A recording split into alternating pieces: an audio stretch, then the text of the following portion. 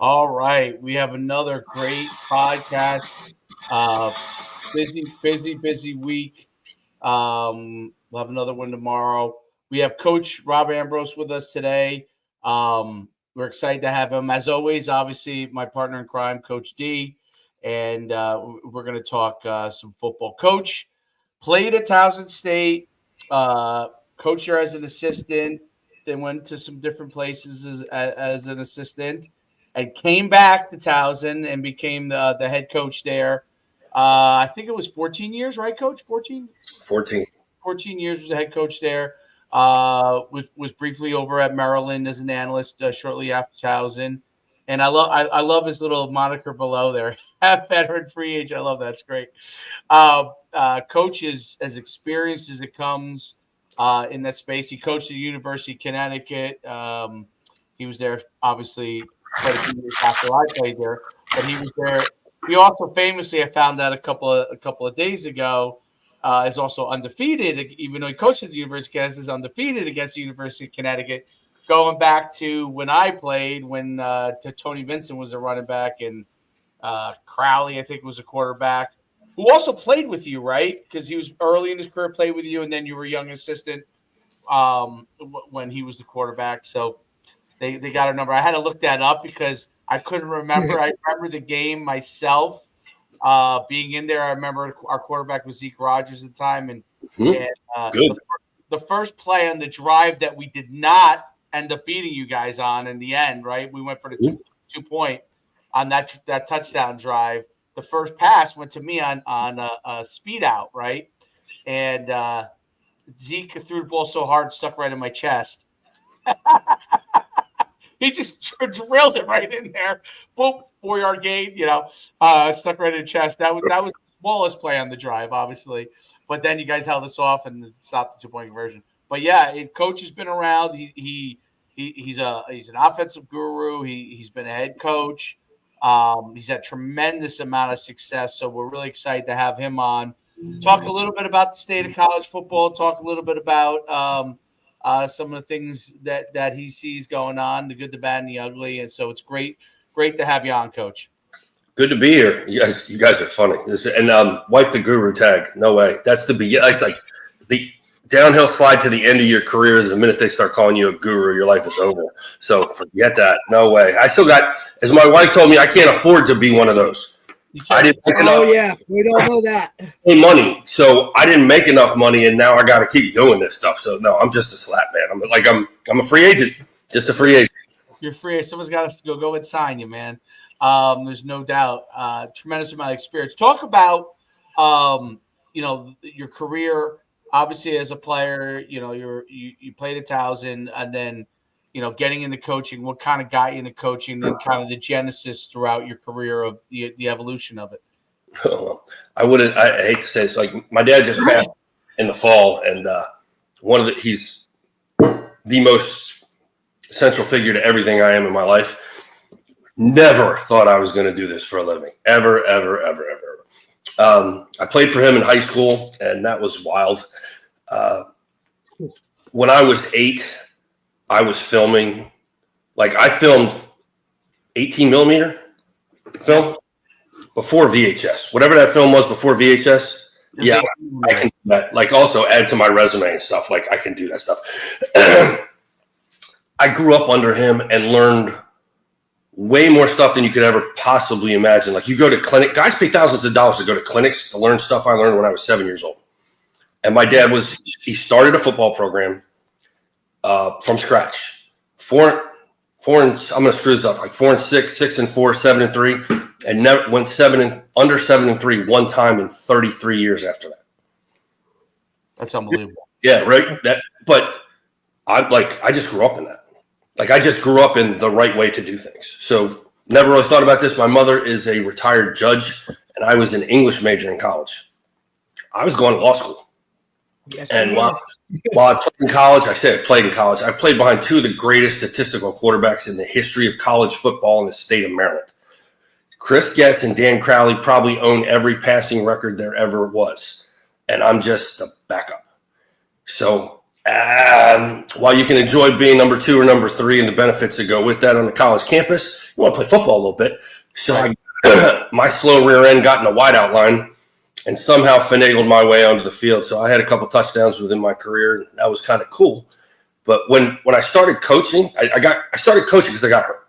Spring before I was going to go to Europe and be one of those guys that played and coached. And I was going to 2 years, get your apartment and the plane tickets and all this. Yep. They took 4 Americans. One of them had to be the quarterback kind of guy.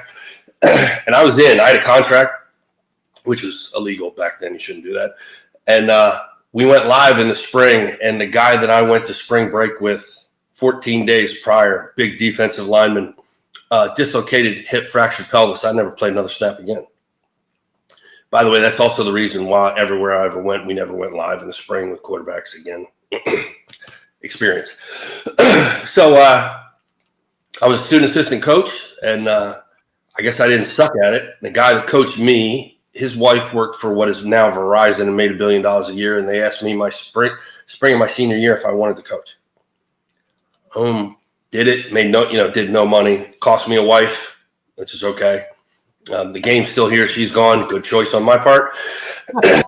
Experience, coach, experience. She loved it when I was a player.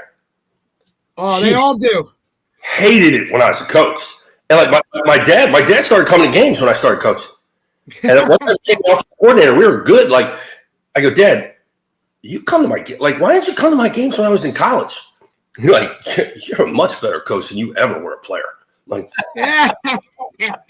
so you want to deal with that in the stands of, hey, you're a coach. How come your kid is this? Like, we all get it now.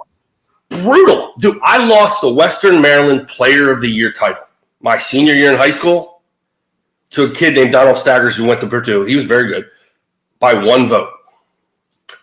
My dad voted for the other guy. Yeah. That was the house. That's the house I grew up in. Yeah. There you go.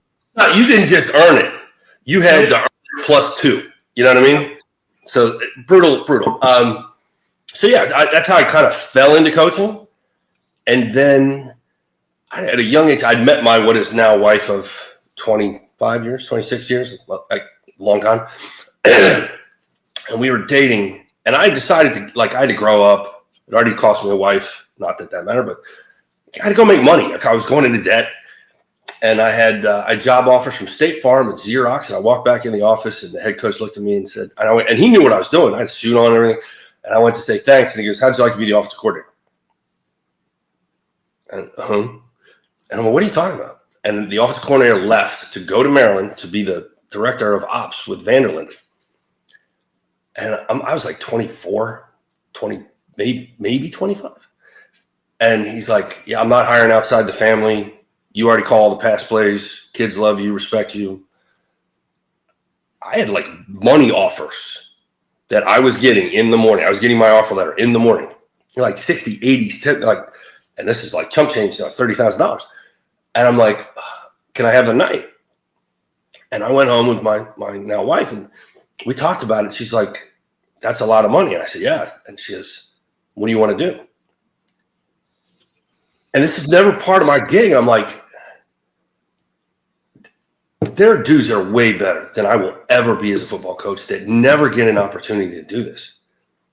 What kind of idiot am I if I just don't try to do this?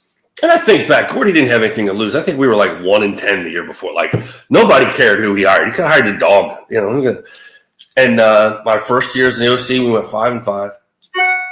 And the second year, we went 7-4, and we were the number 1 pass offense in America, Division I. And it was about that time where my father looked at me and went, figured out yet? He wasn't pushing me into coaching, but he wanted me to figure it out.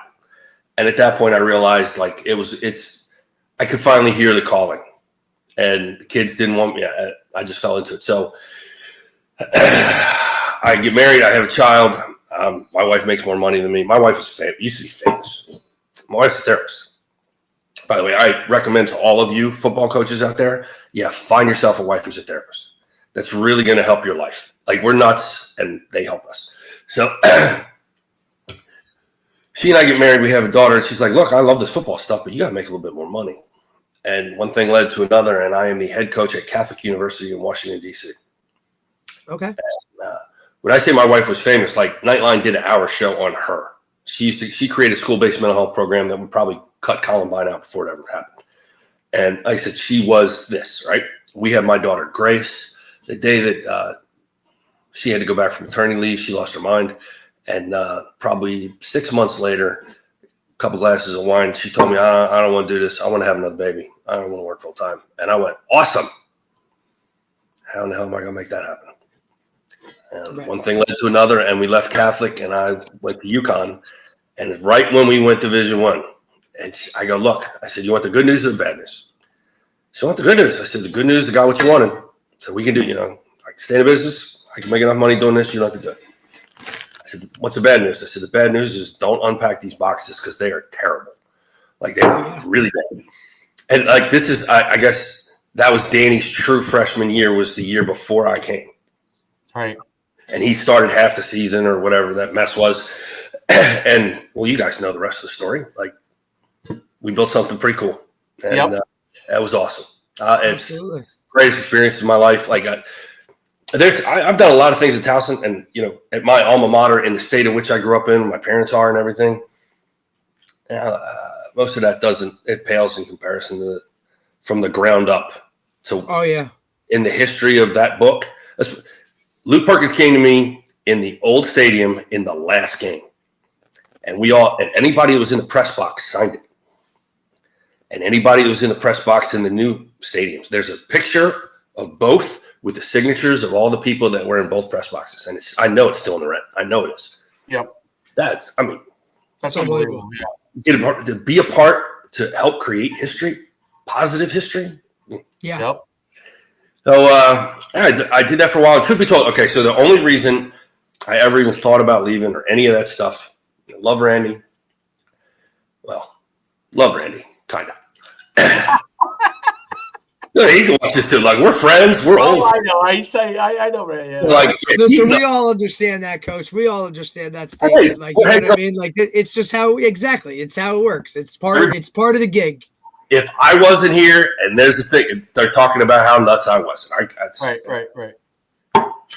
But my daughter, when she was about 5, I guess, 4 or 5, she said, Daddy, how come you don't come to any of the birthday parties? And I'm like, what are you talking about? And she says, all the other daddies come to birthday parties, but you never come to birthday parties. And my wife's an angel, and she reached in. She said, honey, Daddy's not the boss. Like, the boss sets the schedule and where you got to be and when you got to be. And my daughter is smart. I mean, really smart. She's 25 now. She's like, when I was a baby, you were the boss, right? When we were Catholic, the big red bird, you were the boss. I'm like, yeah. When are you going to be a head coach again? And my son at the time he's 2 years younger. He didn't know. Yeah. And they were kind of relentless about that. And Towson called, and they were a dumpster fire. To my alma mater, I get to tell the truth. They were. I love them to death. Love everybody there. They didn't support it. And they asked, and I was like, all right, they're going to get rid of the head coach, who I knew very well. And I'm like, I'll help you guys in your search or whatever you need. And when they wanted to have a meeting, and I'm like, no, I'm not doing that. And then the president wanted to meet with me. And the president was actually the provost when I was in school. And he had gone off and done a whole bunch of other things. And he sat down and said straight to my face, he said, Rob, he said, I've had great success as a president in every aspect. My career is almost complete, with the exception of athletics. I spent my entire life listening to people who told me what I wanted to hear. Tell me what I need to hear. Tell me what we need to do. And he goes, I'm like, are you serious? You really want to do this? And I'm like, I don't think you can get that kind of a relationship between a head coach and a president that's that honest and that direct. And he said, you're the only one that can do this because you know what's wrong. It's not going to take you time to figure out what's wrong with this place. You already know everything. And we talked a little bit more, and the more we talked, and then there's my daughter in the background going, with the head coach. And wasn't I born? My daughter was born in Towson. So we had friends back there, blah, blah, blah, blah. So that's why we went. That's the only reason we went back. And then, now to be honest, I've made a decision in my life about this. Two of the best coaches in the history of history, Tony Dungy and Andy Reid. And they both have something besides winning Super Bowls and being revered by every human being that ever met them. They have something horrible in common. They both have dead children. And anybody that's ever been the child of a coach understands how hard it is to be a child of a coach. Absolutely. That you look up to your parent, and your parent gives everything they have in their soul. You watch it, and it's awe-inspiring. But they give it to somebody that doesn't have my last name. And nobody talks about that. Nobody ever talks about it. But it can affect you. And if you don't do it the right way, and I watch my dad do it the right way some, and I watch my dad do it the wrong way some. And for me, that was life defining when I became an adult, and this is what I ended up doing. So I've always kind of said that the goal was to, like, I wanted to coach football and be able to take care of my family. And that was really it. And because of that, I stayed in a place 14 years, kind of made the middling, decent, but middling money, right? And not gave up, but really took a couple steps back and let myself get passed by a lot. Yeah. Said no to a I did. I'm sure too, Coach. You know what I mean? And I'm sure that was a yearly battle. Not yearly. Some guys' egos got it heavy. Like, did I know I was a commodity? Did people want to talk to me? Did I have conversations with you? Yeah, I did. But in the end, and I'll be honest, when we were in Connecticut, a couple of years that we were in Connecticut, the winter was really, really bad. I was at Sacred Heart during that time. I was at Sacred. That shit was brutal. And my wife is not about that. Like, she loves me, and she's like, "Hey, we're going anywhere," right? But like we used to talk about when we were before anything. I'm all over the place, guys. We used to talk about, like, what we were going to do, where we're going to go. And I said, we could end up anywhere west of the Mississippi, this, blah, blah, blah, blah. We ended up Yukon. We're laying in bed one night, and there's 12 inches of snow on the ground. And she goes, we never talked about New England. We never talked. And then and I go, okay. She goes, tell me about football in Alaska. I go, what? Because I'm not going there. Like, we need a conversation. So, like, the money was never the deal. It was about the family structure and the happiness of the family. And when the year we came up and beat you guys, it was great and everything. And I knew I was going to get job offers. And my agent was all about this. She goes, UConn's going to call. And my wife says, do we have to go? And my agent went, it's going to be $1.5 million. And she said, do we have to go? And I'm like, baby, I said, you do the books. I go, I don't care. Like, this is about the family. All I have to do is coach football and take care of my family. And she determines the umbrella. Like, I get that. So we stayed there for 14 years. We kind of planted a flag in the state where my parents still are. They got to see my grandkids, their grandkids, my kids, on a pretty regular basis. Everybody got to be deeply involved with the program, probably to the point which I annoyed the hell out of people. My kids were everywhere. My kids grew up thinking Towson University was their backyard, and for better, for worse. And maybe for worse for a bunch of other people and how they thought about me professionally, but for better for the fact that my children still want to be around me, and that we have relationships despite all that crazy life that we used to live. How do I say this? When you have a direct line to the president, and the president is the one that hires you, life's pretty good. Seriously, life's pretty good. When that ends, and then you have to reestablish what you do, how you do it, why you do it, to someone who doesn't even know what it is. And I want to say, I didn't write down the numbers, but if I counted the presidents, it's 5, including the interns, and like 7 to 8 ADs. And after you're anywhere, Randy told me this, and I kind of thought it was funny, but he said, if you have the same job for 5 years in our business, after 5 years, you need to change jobs, or you need to change how you do the job, because the people around you. And I was like, yeah, I don't know what you're talking about. He was absolutely right. After 5 years, everybody thinks no matter how much, unless you're Nick Saban and have won multiple Super Bowls, national championships, and even the years that he didn't, he's hearing it. Right. After 5 years, everybody thinks they have an opinion of what you're supposed to do. And say, what are the 2 things all men think they can do? Coach football, and grill. Yep. Without any experience whatsoever. They know. I got medium well. I got it. Yeah. Oh yeah. There's no doubt about it. All right. So am I rambling now? So yeah. And so with that, I stayed when I got the last contract. It was they wanted to give me 6 years, and I had done the math, and 7 years gets my son all the way through high school.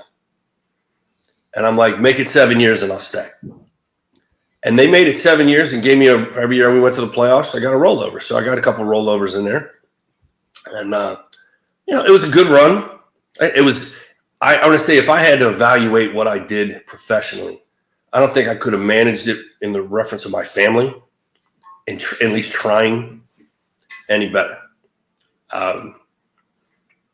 My bank account would probably like it if I would have done it a little differently, but right. Nah, the bank account that really matters. Mm-hmm. So ultimately, that is listen, everybody has different priorities, right? So like in the coaching space, I never ever like judge any coach as to what their priorities, because everybody has different priorities, right? But I think there's something, when you value what you want your family to have, like you did, there's like in football, there's sacrifices on one end, and then there's a sacrifice in the other end, and you have to figure out how do you want to manage those sacrifices, right? And I think you found for a long time a unique way to be able to balance it, which I don't think a lot of coaches have been able to find, especially in college. It's really hard. And I think your point of administration stuff too, like just I haven't been a high school coach that have been in a lot of places where I had an advocate and then didn't have an advocate, and how that changed things. Everything. I completely understand that, right? So, your coaches don't understand, especially younger coaches, and you probably didn't either when you were younger, right? You don't understand the value of the advocates for you, meaning not from that doesn't mean that you're going to be successful because of the advocates, but you're going to have the opportunity and the time you need because of the advocates to have a chance to be successful, right? And then ultimately, but if you don't have the advocates, you're kind of dead. Even if you succeed, you're succeeding in spite of, and you're at some point you're going to be dead in the water, right? So, I mean, the story is fantastic, and I know from the other day your son plays at Shepherd, right? Mm-hmm. And so, from a standpoint of getting there it is. I don't have a team I have to wear a shirt for currently. Yes, right. There it is. In the annals of time, my son's going to know that I did a podcast with this, like represent. Now they're Division 2, right? Yes. Did they used to be NIA, or they've always been Division 2? That might have been a long. I know they've been really good at Division 2 for really Division 2 program. Yeah, Monty Cater was the head coach. He's in the Hall of Fame already, I think. Yeah, and then program, Division 2. Great, and they're big. Their bell cow right now is Badgett with the Bears.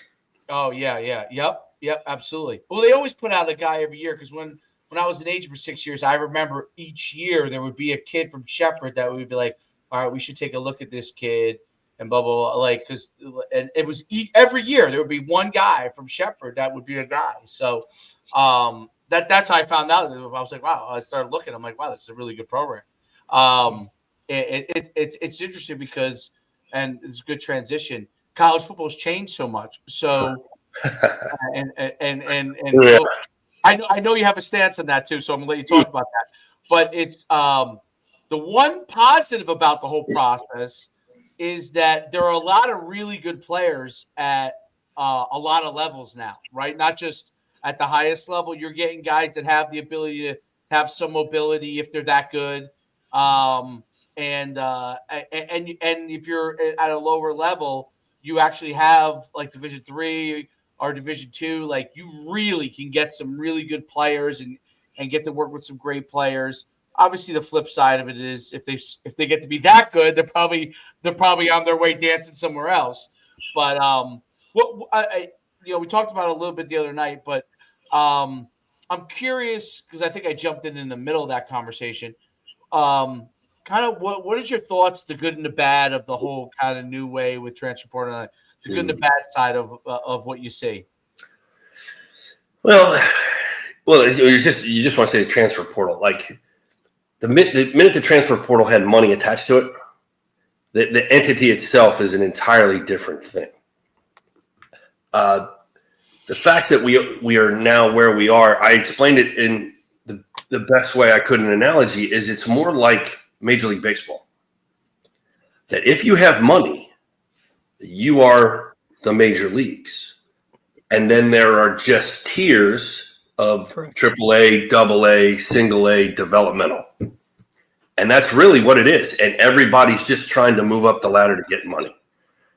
And I've said this a couple times now, and I'm just waiting for somebody to tell me I'm wrong. Now, with that being said, that's nothing like we got into this for. Like as a player, yeah, you want to move up and you want to get paid. Everybody wants to play in the league, and that's great. Yeah. But like as a coach, I didn't sign up to be a 1-year AA manager. You know what I mean? Because that's what they are. You're just managers now.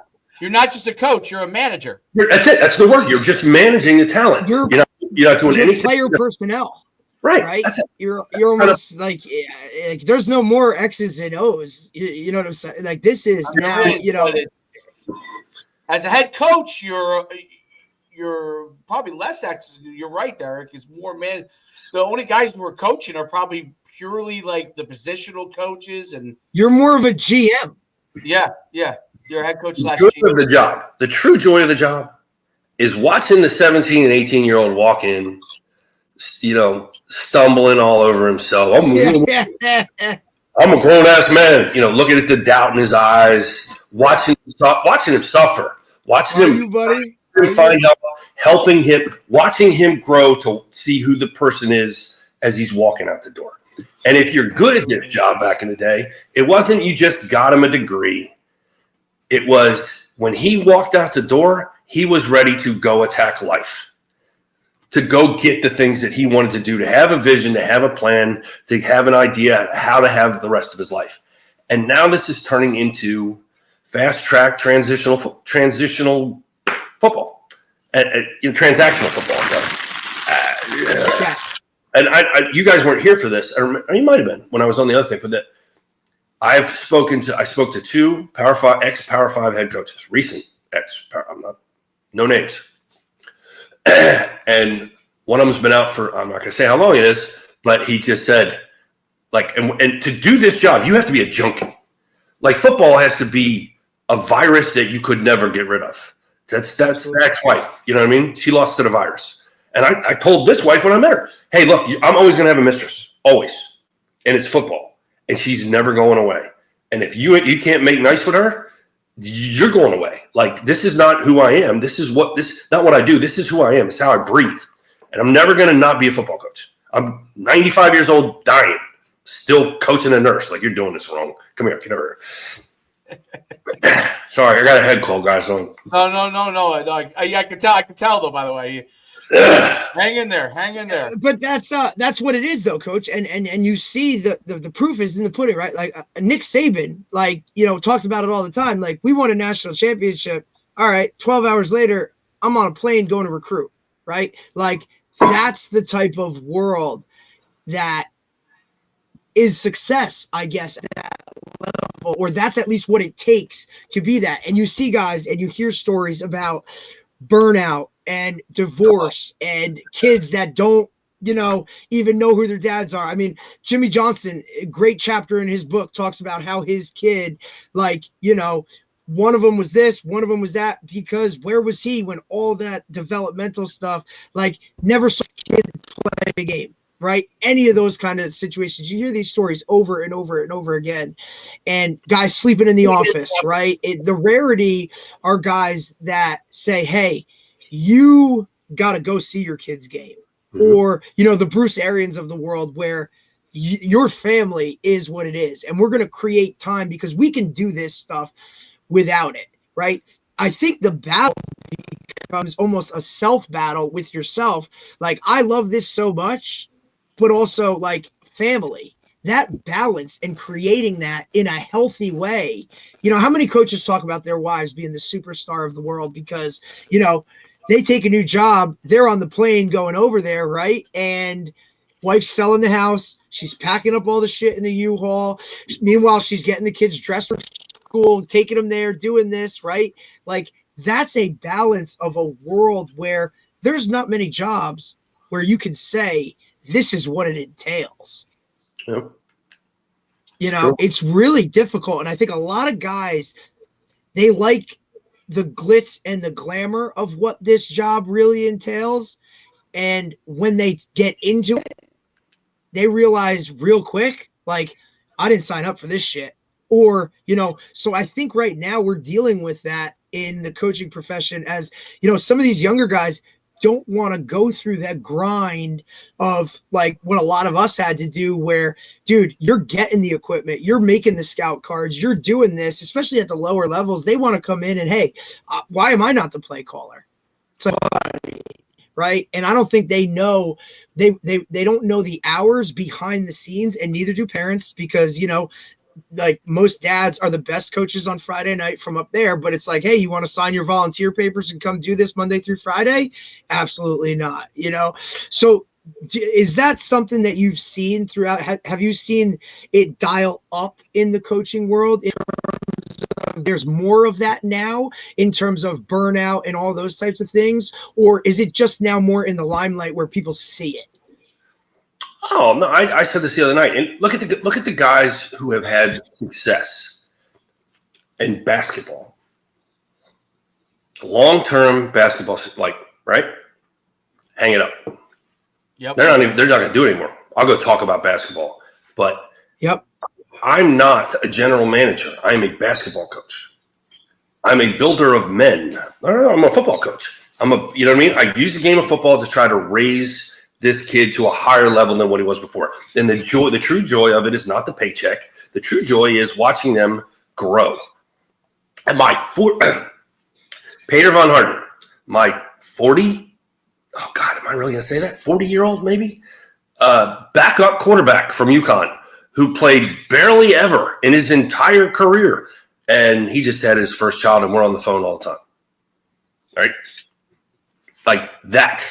And I know what he used to be, and I know the great man that he has become. She didn't really talk about Danny. Danny used to be scared to death about having kids, about being a father, about being a good father. And now look at him. Yeah. He's the poster child. He is making a difference. He's trying to teach people to be better fathers. Like, he wasn't always like that.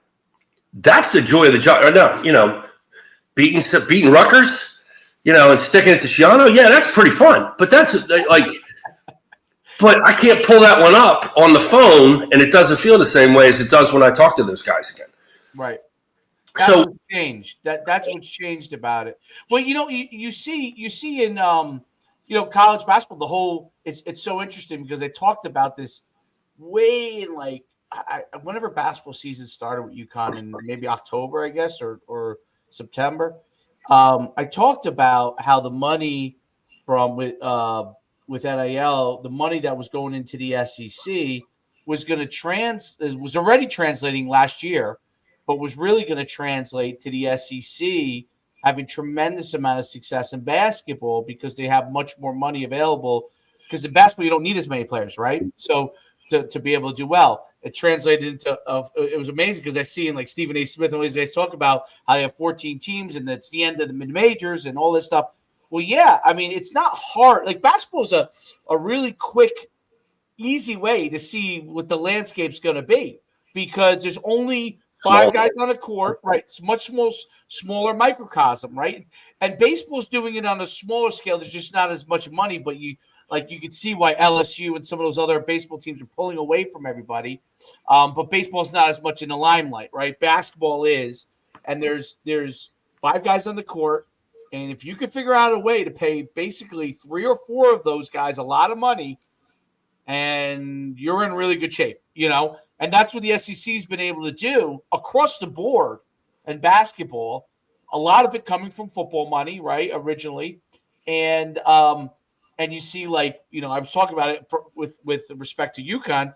UConn, I've been hitting this bell cow, and the UConn people are like, oh, like UConn because you coach there. You know how UConn can be in this race. And everyone's like, no, we'll be fine. And I'm like, no, this is not about how good a Coach Hurley is or isn't. It's not about that. Okay. The reason why he's probably going crazy is because he probably knows in the back of his head he doesn't have as much money to spend. So he's trying to make up for it by being the best coach of all time and all that kind of stuff. What else can you do? What else can you do? Right. So and we it's the all one know thing he can actually control. Yeah. Right. And we all know that it still comes down to the Jimmies and the Joes, right? Like you have to have enough Jimmies and Joes before your coaching can have an impact. And you can think about it probably the times that you molded guys, okay, you have enough talent here, you're going to have a good chance for success. I'm lacking a couple things. We're going to have to be phenomenal coaches just to have a chance. You know what I mean? So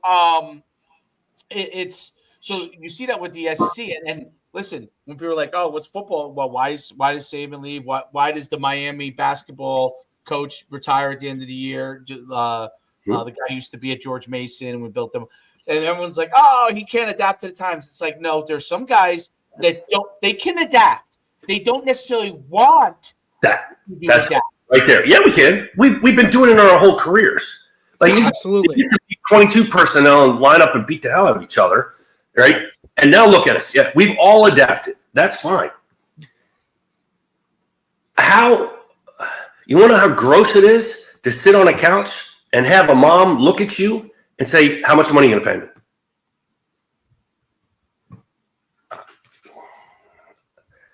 pay me? Right? We don't now today. Every bone in your body. Every bone in your body. It's not about education. It's not about people. It's not about anything. It's just about money. And that's fine. But I said this on the podcast the other night. That mentality in that arena with as many teams as we have and no guardrails, that's untenable. It just is. And to say that the state of college football today isn't a total effing mess is a flat out lie. Right. You know what I mean? It's like saying no. The sun is not shining. It's a mess. It is from top to bottom. It's a mess. And when I said that, one of my Power 5 buddies said, I don't miss the job, and the only way I'm going back is either to coach in the NFL or to coach Division III, because those are the only two places where I can actually coach and make them better, and they want to hear what I have to say. Absolutely. Right? Division III, they're gonna love it. They know they're probably too small and they're not going to play. Some of them will, but you can grow and develop these young men, and that's the only opportunities you can do it now. And the thing in the middle is a cluster.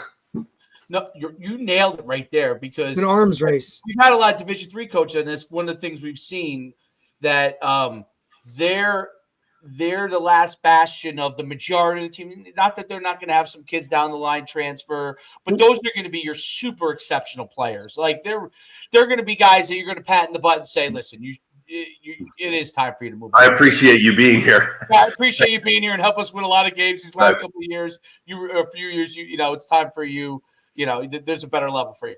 But that's different than the overwhelming majority of your team still being in it for the 4 years, right? And the pro side, because there are parameters and because they're professionals and there's a cap and you can get cut and you could be on the practice squad and your contract can expire and we don't have to renew it, right? So because those parameters allows it to be, hey, what can I do to get better as a player so I could stay longer? And that's their goal, most of them, right?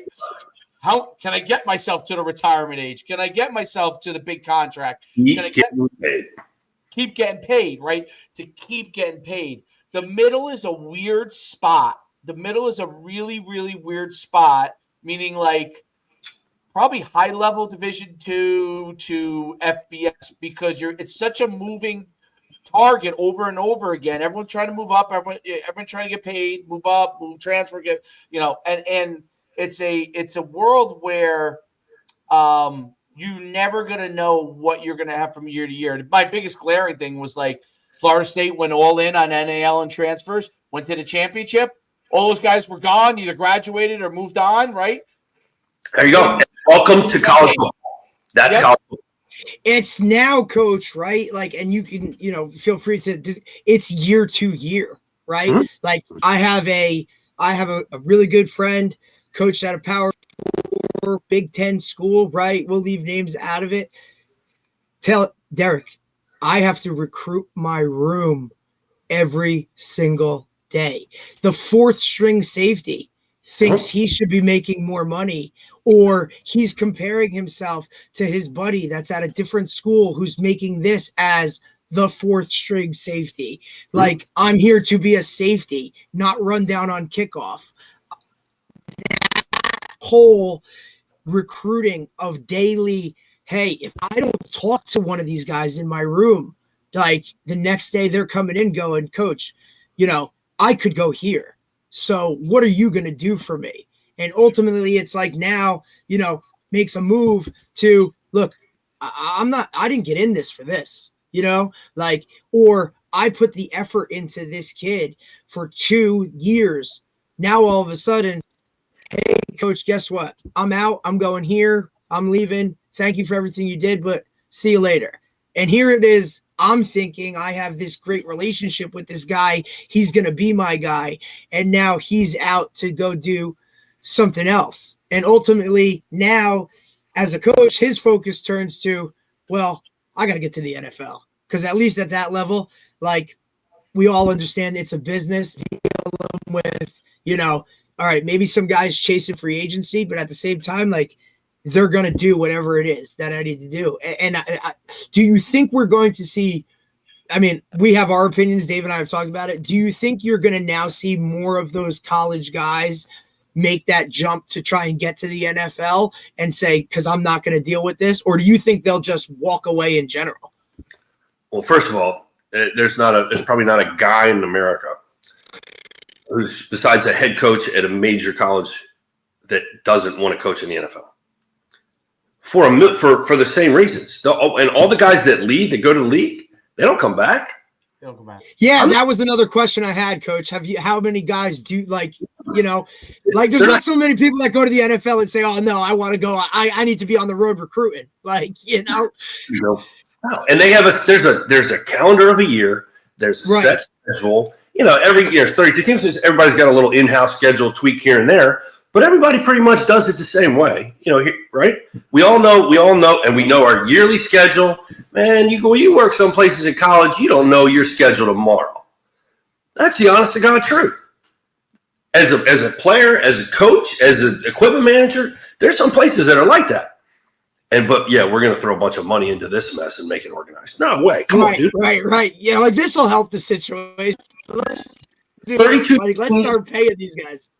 32 teams, 50-some guys, and how long have they been doing this? How long have they had collective bargaining and NFLPA and agents and contracts and boundaries to the contracts and all this stuff? You got guys in college now that are signing kids to NLI deals like AAU dudes, taking 40% of their money. Crazy. Right? You got NIL guys saying you're going to go transfer because our company can pay you more money in a different city. Well, and let's look at the flip side of that too, right? So, and haven't been an agent for 6 years in the NFL. A lot of guys have said to me, "You should do NIL stuff." I said, "No, I won't do it." They're like, "Well, you can make more percentage." I said, "No, I won't do it." And I'll tell you why. In the NFL side, okay, you have parameters. There's a union. You were able, like, if you had to collect, there were certain things, to collect from a player. Okay, it's not always the easiest thing, right? So. To collect, there are certain things that if they don't pay, that you can go to the union for it. There is nothing on. So you could charge what these guys could charge whatever they want. They're probably not half the time not going to collect. They're not going to collect half the time. I'm just telling the truth. The truth is half the time those players aren't going to pay them. Okay, which is why it becomes this bad thing. So a guy might say, let's say a guy said, all right, NFL contract's 3%, right? Our NIL, I have more risk. I want to charge 10 or 15%, right? Because I have more risk. And then you go and you get a guy, he goes and he decides not to pay you. Now you got to pay legal fees. There's no union to go to, right? To broker this. Mm-hmm. So You got to pay. Now you say the next time you say, you know what? If I'm going to do this, I'm going to charge more. So that's where you get these crazy percentages. And I don't agree with it, by the way. I think it's ridiculous. I think it's ridiculous. But that's how that stuff happens. That's why without parameters, all of it gets out of control. Like all sides of it gets out of control. The player just tries to get theirs. The agent tries to get theirs. The school just tries to get theirs, right? You know, everybody wants their piece of the pie, right? Everybody wants their piece of pie. They're all in it for even if they're in it for the right reasons initially, it becomes very hard if you want to be successful to be able to stay in it for those reasons. Without a doubt. Unless you do it like you said, Division III, maybe even Division II, you know, or the NFL, because you know there are certain things that are not going to change there dramatically. But when you're in between Power 5, like you're almost, if you're a coach, if you're a young coach and you're moving up, and a lot of those coaches won't know any different. Like guys in their 20s, they won't know any different, so they're just going to play that game. They're going to play that game from the get-go. And then, you know, you look out 10 years from now, what guys are in charge of teams here? I mean, literally, you might have literally guys that are not much more than agents as the head coach. Right. Like, because what do they have to be good at? What do they kind of have to be good? Managing people. Managing a roster. They have to be really good at talking to people. Now, obviously, coaches have to be good. You know, they have to be able to sell, get players to come, you know, in the old model too. But the head coach in the new model really has to be like a super high level salesman. Like, I mean, that's really what he's got to be. No question. No question. And then you hire the rest of the guys to do the rest of the stuff, you know, because if you're not a super high level salesman, you're not going to be able to get over it. You might get them 1 year, but you're not going to be able to get every. So you're not going to sustain it, right, Dave? Like that's what we talk about all the time. Everybody can win one time. Everybody can win a season and have success, but can you sustain that to create that long-term winning? And look, it's no different than, hey, I'm a defensive coach. I'm going to hire a really good OC to fill up those weaknesses within you, right? That's how you build success. Is you're self-aware, you know where your weaknesses are, but at the end of the day, you're going to start to see now guys that can, you know, market themselves better as head coaches because that's where the appearance is, or that's what these kids like. That's what it is. Personally, part of the process, but now it's becoming the whole process. Now it's the bigger piece of it, and now you're starting to see, quote, celebrities or former NFL guys put a face on programs because guys that are above them are saying, well, look, maybe this brings guys here. He might not know shit about how to coach. That's part of, I don't know. The issue is that's having success now. Now everybody's going to think I coach my kid from youth ball to freaking the NFL. Absolutely. Everybody's going to think they're going to do that shit. And it's like, dude, the last thing I wanted to do was play for my dad. I never wanted to play for my dad, Dave, just like you didn't want to friggin' run track for your dad. I was my dad after high school. Listen, my own great, but after high school, I was ready to move on. You know, Derek, your dad's a really good coach. We'd love to bring him on staff. Hey, that's great. He's going to help the team. He ain't coaching my position, dude. Like, let him go do everybody else because I'm not dealing with that shit for another 10 years. Hell no. And neither is my mom. She ain't dealing with that fight at the dinner table every freaking night. Let's rock and roll. God bless it. But it is what it is. You're just starting to see a lot of these crazy trends.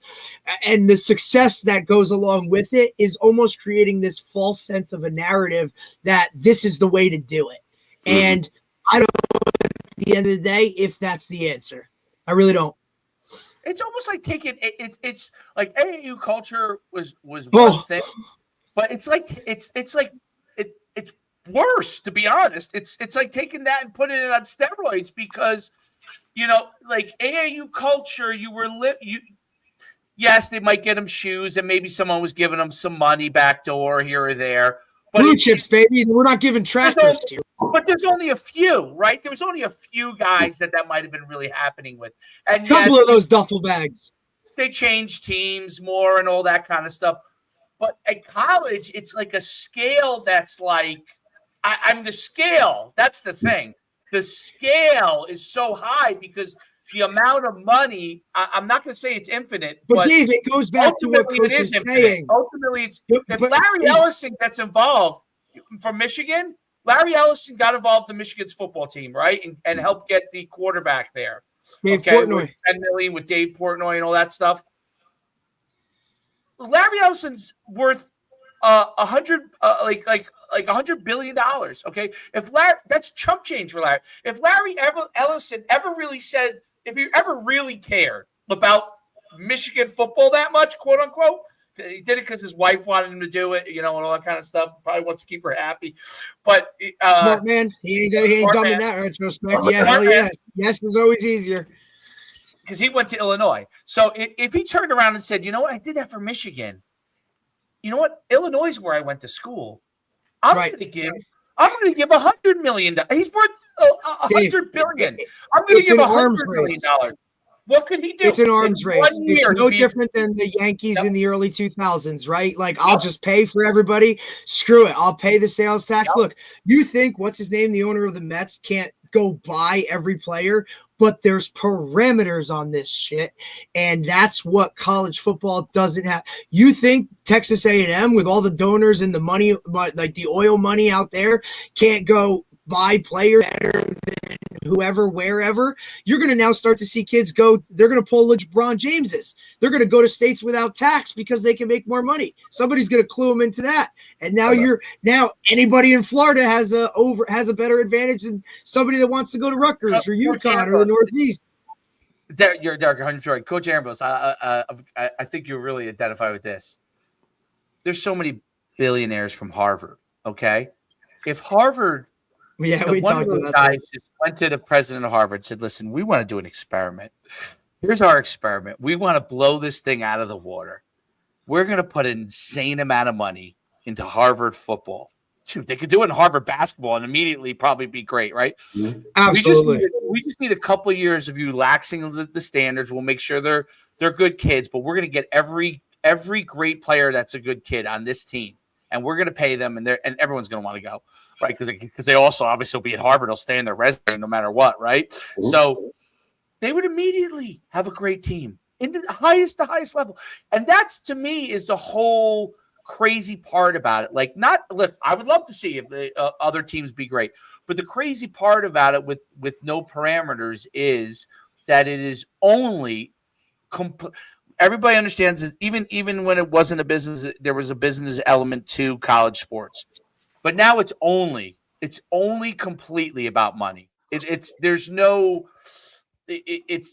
all it really is about. Now, listen, there are guys I love the guys that we've interviewed at the highest level that want to try and weather that storm and try to make it be like a kind of a hybrid, meaning guys that aren't and guys that are. But I just don't know if that's going to be sustainable long. And we've interviewed guys that they want to do that. I just always think like, yeah, I understand the desire to do that, but in the long run, it's going to be, if you're trying to be successful, it's going to be hard. Not because your own fault, just because that's just kind of the world it is, right? It's a beast. It's an uncontrollable beast. Right now, it's an uncontrollable beast. And like, as a coach, is it frustrating to lose some control in reference to the transfer portal? And this is where I'd say, like, recruiting your own players, I have to recruit my own players. No, you don't. Just do the damn thing the right way. Treat the kids the right way, the way you like. Treat the kids. If that was you, how would you want to be treated? And you're a friggin' head coach, man. That takes a lot of emotional energy that needs to be spent on a regular basis, interacting with not just 100 some kids, but 25 immediate staff, 35 staffers. Yeah, whoever's attached to that program, dude. The kid that works in the equipment room that's there and putting the loops in the damn lockers, right? Like the guys that are out there like blowing off the field, like all that shit, man, matters. And I always say this, Coach, because guys in high school, they get pissed when these kids leave a public school or they go private or they make those choices. Well, dude, at the end of the day, like, if you don't want the kid leaving, create an atmosphere in a program that they don't want to leave from. It's Right. a little harder with a public school because there's so much of the other stuff coming down. But dude, that's your job. That's what you signed. Now the hard part about it, you can do that. You can do that the right way. But when money comes into play, this is where the game starts to change. Okay, it started with the transfer portal, and that where you're talking general free agency kind of moving around. And we're all old enough to remember when, I don't know, the Baltimore Orioles roster was the same starting roster for year after year after right? year after We created year. agency, and everybody started plucking the great ones. And now the numbers change, and the jerseys change, and the cities change. And now you're going, so now I'm just loyal to a logo. I'm not really loyal to a team because these guys aren't the same guys anymore. And the game of baseball changed that way. And they had to create rules to make sure that the game didn't die. Absolutely. Like, hey, pitch clock. The game, like I'm all like you, we didn't need to be here. If the NCAA would have stepped up and went, oh my God, look at all this money. Jesus, look what's going on. And maybe we need to figure out a way to distribute this in a way, we wouldn't be at the point where the kids and the administrators and the fans are like, oh, you're making money off everybody's back. We wouldn't be there. So, but we are. It doesn't matter what we do or how in the end, we better make sure that no matter who's getting paid or how they're getting paid or anything, that we don't kill the game. Because without the game, all these opportunities go away. So as we're trashing aspects of the game, in the benefit of making money and giving whatever all that is now, protect the game. Before we do anything else, protect the game. Because if it goes, all this goes. Correct. That's a great And some point. guys lose sight of that real quick, right? Because like you said, Coach, when money comes into it, it's no different than when, you start mixing business and family. Hey, can I get a loan to start this business? And all of a sudden that goes to shit. And it's like, where's my money? And now all of a sudden Thanksgiving dinner looks a little different when that family's around the table, right? Or that conversation changes on the back deck, when we're having that backdoor conversation because, hey, now money's involved, right? And now this is a livelihood. And look, it's one of those professions that everyone thinks that every coach makes money. Like, that's not the thing, man. Like, not even close, Like, my Division III coaches were made less than high school coaches, man. Like, it wasn't even close. And they were working job. Like, they'd be shuffling into practice, shirt and tie, because they just got done teaching Bio 1. Like, what are we doing? Who's taking off their boots because they just got done with a shift at the DPW down the road? Like, they were cleaning out sewers all day before they came to practice. But why are they in it? They were in it for a love of the game. They were in it to develop young boys into men and watch that progression, because somewhere along the line, they had a coach that did that for them. That's it, right there. And I think that's part of the whole thing that's You're starting to lose that. Yep. What'd you say, Coach? I'm sorry. They wouldn't be who they are right now if it wasn't for that guy. Good, bad, or indifferent. Every one of us can name a coach that's responsible for the way we are in a good or a bad way, right? It's the same way, like, you work for some guys and you take some things from them, and it's another list of shit. I ain't doing it like that. Like, you learn from everything. And with the new, just the way kids are nowadays, like, we were coached, we didn't ask why. We just, okay, you're telling me I'm supposed to put my head, face, and bite the ball? Sure, I'm going to do it, because that's your coach. Coaches coach the way they were coached, right? Mm-hmm. And Dave and I have had this conversation because he sees it a lot more now coaching his son, 9-year-olds, 10-year-olds, right? His assistant coaches, like, he gave him a practice plan. They're like, wait, what? What's a practice plan? Like, no, this is what we're doing. This is how we're doing things. And those guys are great, but at the same time, they only know, wait, what do you mean we're not doing, Penn State drills for hours on end, just banging our heads into each other? It's like, no, the game has evolved. And those coaches that have now evolved their coaching styles, right? Like, it's not cookie cutter anymore. We don't do one thing for every single human. Every kid learns different. We have to interact different. Every coach plays good cop, bad cop. You have to figure out how each one of these kids tick. And that's a lot of work. Again, say that again. How each one of them take. You're a teacher in the front of a classroom teaching a subject. No matter how many people are in that classroom, none of them learn the same way. Nope. And it's literally what I took from teaching, right? Yep. Especially me as a special ed teacher as well. That just adds another level to it. Look, I dealt with it every day, right? Every kid has that individual education plan, right? Not everybody gets the same. I'm not creating one lesson for every single human, right? It is, this kid needs this one needs this one needs that. And to be honest, that's all bullshit, because at the end of the day, if you're doing your job as an educator, a teacher, a coach, you're figuring that out on your own. That's why I tell new teachers the hardest part of every school year is till Thanksgiving break, because you're still learning how your students tick. It takes time with 24 kids in a room to learn 24 ways of teaching. And if you want to do your job the highest level and you truly care about each one of your kids, you're going to put in that work so that at the end of the year, each one of them is better than when they walked into your room. And the problem is that doesn't carry over, right? This whole tenure thing of, hey, I can work for 4 years in a day and kick my feet up and be all good. That's a problem, because if you personally aren't developing and trying to get better, what are we talking about? Why would you do that? Like, who is that? And that's where I don't agree with how some guys, oh, well, we had success, and now 5 years later, well, we're still doing the same shit. Like, year to year, month to month, your roster changes, your players change. Those are the guys that evolve along with the game. And some of these guys, look, I don't want to. I'm not part of it. Good. Step away. That's better for all of us if you do that.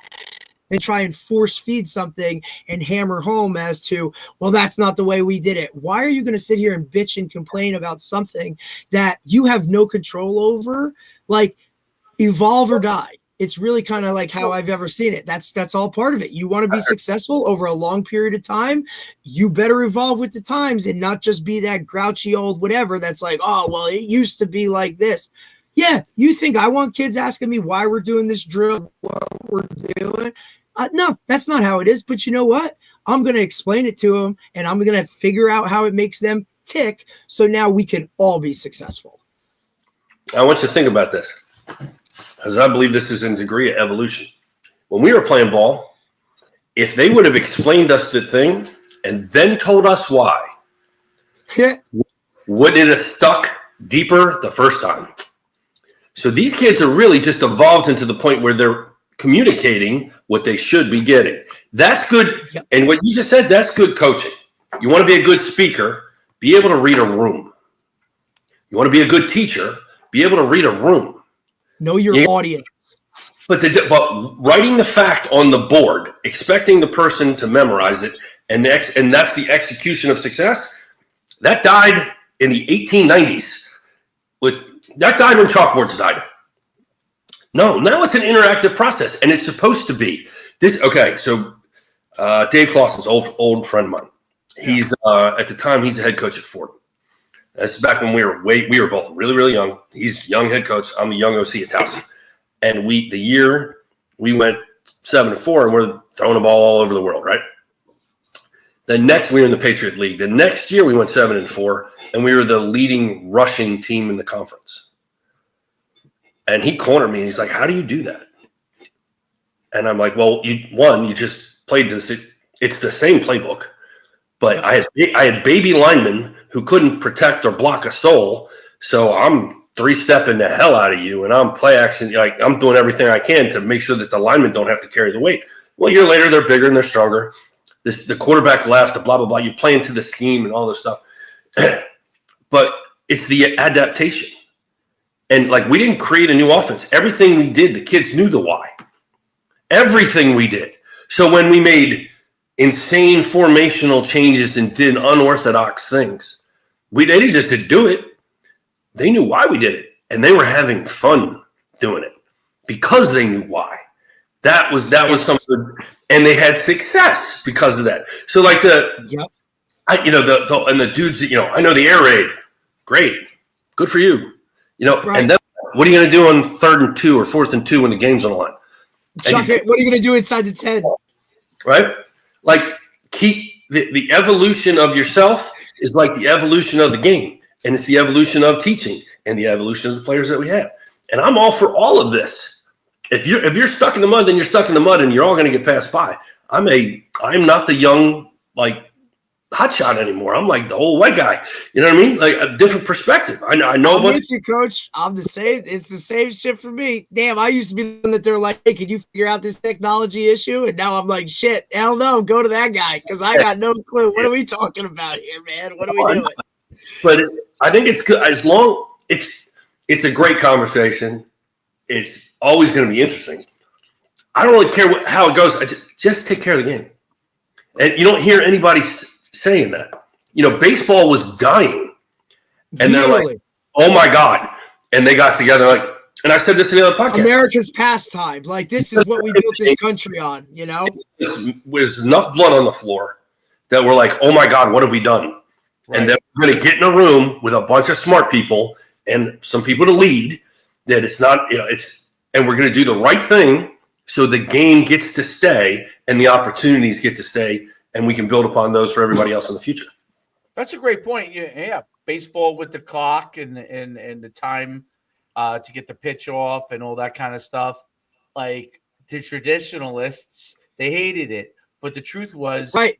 It made a huge impact with the fans. Mm-hmm. It made a huge impact ultimately with where the coaches and the players can really involve and made the game much more exciting and enjoyable. For this type of kid that's being raised right. on the now stuff, Dave, right? Like they have access instantaneously to things we had to wait weeks for. Football right? College football has to figure out what do they want college football to be. So, yes. Like what is people in the back? Yeah. What is college football? Is college football now a form of pro football with just is it the minor leagues within colleges, just within a university? But it's a pro. Is that what we want it to be? If that is what we want it to be, then we've got to set parameters around that. Meaning, NFL. It doesn't have to be exactly like the NFL, but things like that to be able to.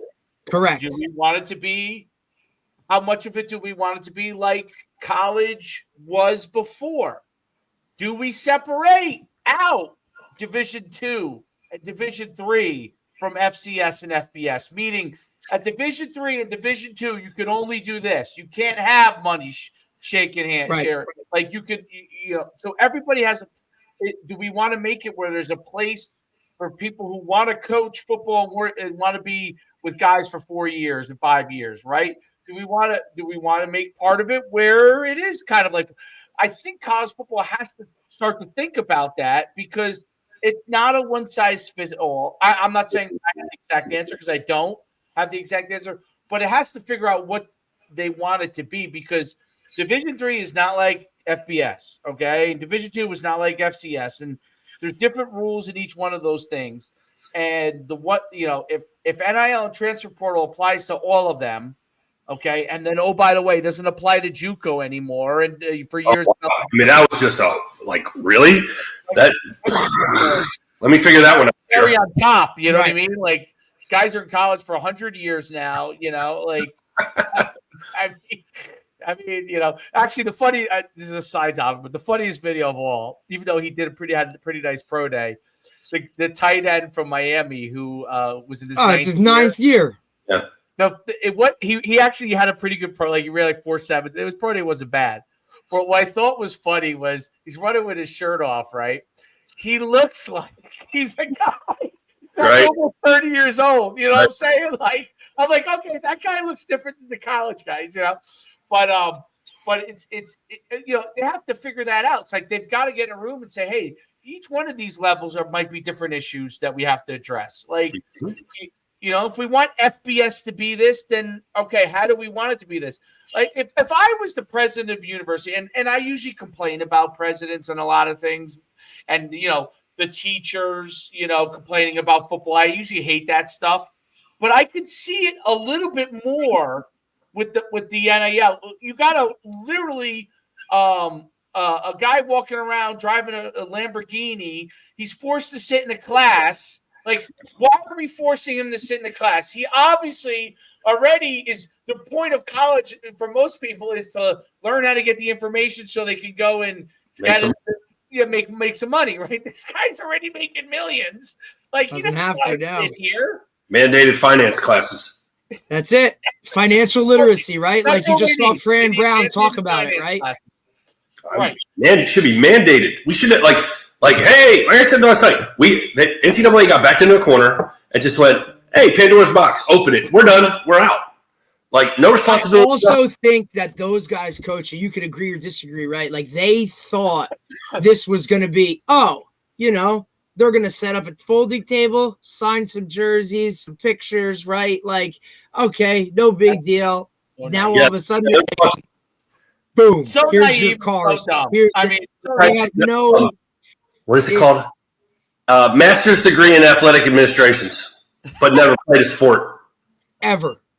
Right? Read the books. Read a lot of books. Same thing when a principal comes into my room and observes me and says, oh, you should be doing this, teacher. It's like, buddy, were you ever a teacher? Have you ever been in a special ed classroom? Like, what you're telling me this kid needs I got one for you. This kid needs that. Do you understand what we're working with? I had a buddy of mine who was a special ed teacher who did this to his principal. He had his phone on his desk. He knew the principal was coming. The principal started doing that stuff. And he grabbed his phone and goes, oh, my God, it's my wife. I have to take this, run out the door. And he left the principal for 25 minutes with the special ed class. Amazing. Never heard from the principal again. Yep. He came back and there was desks flipped over. There was kids doing backhand. Look, it was one of these things, right? Coach, it's your classroom, right? And these were the best guys, the best bosses to have. They were, look, you handle what you got to handle. As long as there's no emails coming across my desk, nobody's coming. Like, you handle it and we're good. That's all you got to do. Because he saw the progression of these kids that would be labeled a certain way, or, they had been basically beaten down emotionally, socially, educationally, if that's how you want to word it or whatever, because they were always those kids to everybody else. And when you put them in a different setting, they're singled out.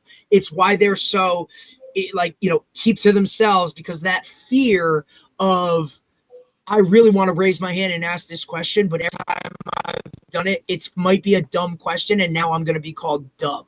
You create a level of comfort where those kids aren't afraid to raise their hand and ask that question, because 7 other kids out of 20 have the same damn question.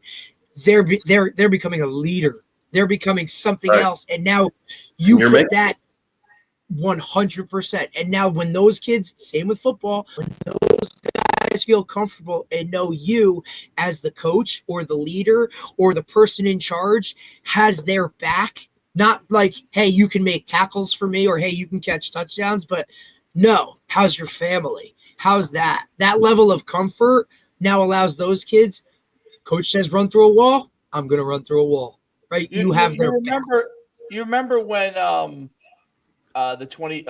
30 for 30s came out and they did SMU, right? Remember when they did SMU? Mm-hmm. What I find amazing to me is, like, you could have watched the 30 for 30 for SMU and you could understand pretty quickly in a small microcosm what's going to happen if you're allowed to pay players, right? Like, they had everybody on the payroll. Eric Dickerson and Craig James got more than everybody else, because the only reason that Eric Dickerson and Craig James, the 2 best players in Texas at the time, were both at SMU was because they were getting money, extra benefits, right? So beyond what they're paying, and they paid the salaries. They paid the salary of all the regular guys, and the other guys got more. Well, I mean, that was NIL before there was NIL, right? And those guys didn't even they probably didn't even consult many people. They probably just figured it out themselves and said, I'm going to pay it because we know it's illegal, right? So that's a microcosm. That's like tip of the iceberg of what was going to happen. But they thought that they could release it. They should have listened to when the Northwestern players got together and wanted to unionize. They should have taken some time. Listen, you got to – I'm not saying all the Northwestern players are are the greatest students, but I'm assuming they're better students in general than the average football player in America. Yes. Okay, at Division I. And those players got together and thought to themselves, we should have a unit. Doesn't mean that they were exactly right, but we should have listened and said, what are some of the things that these guys are thinking about would be a good idea? And maybe we could start to do some of those things now and then build. And then you still would have had issues. You're still going to have issues. But you could have baby stepped your way through 15 years ago, or what it was, 12 and a half years ago, right? You could have baby stepped your way through it. And by the time the bigger issues came, you could have known how to manage some of the issues. The craziest part was no, we weren't going to do transfer. We're going to do transfer portal and NIL at the same time. Like, we didn't do, all right, we're going to do transfer portal for a couple of years, and then we're going to introduce NIL. Or we're going to do NIL and then introduce transfer portal. Like, we just threw it all at you, all at once, and expected that somehow, the NCAA should just disband itself at that point and let the conferences do whatever the hell they want, because that's what basically they control it anyway. They're the ones really making the decisions at the end of the day. Look, this is a bunch of football guys sitting around talking about this, but think about the last, and I'll just say 30 years. Outside of the rooms that we live in, there's not discussions on leadership, on decision making, on best decisions for big groups, critical thinking skills tied to all of that. Nobody discusses this. Mm-hmm. So, leadership is a lost thing that no one wants. It's a really hard thing to do as well. And I just think a lot, and I'm dealing with it right now, right? Like, I have a group of, hey, guys are literally coming to me. Literally had this conversation this morning. Coach, the other guys they don't listen to me. They do their own thing. Leadership is hard, right? Really hard. Anyone can do it. We do. We live in this world, right? In these small circles with these small groups of people. But outside of us, that's almost a non-starter. And these are people that make decisions, monetary decisions, like big decisions, livelihoods matter on this, and you don't leader. It's one of the biggest. People throw around the word captain and leader like it's something that just does, or if you're in charge of people, you're a leader, you're a captain.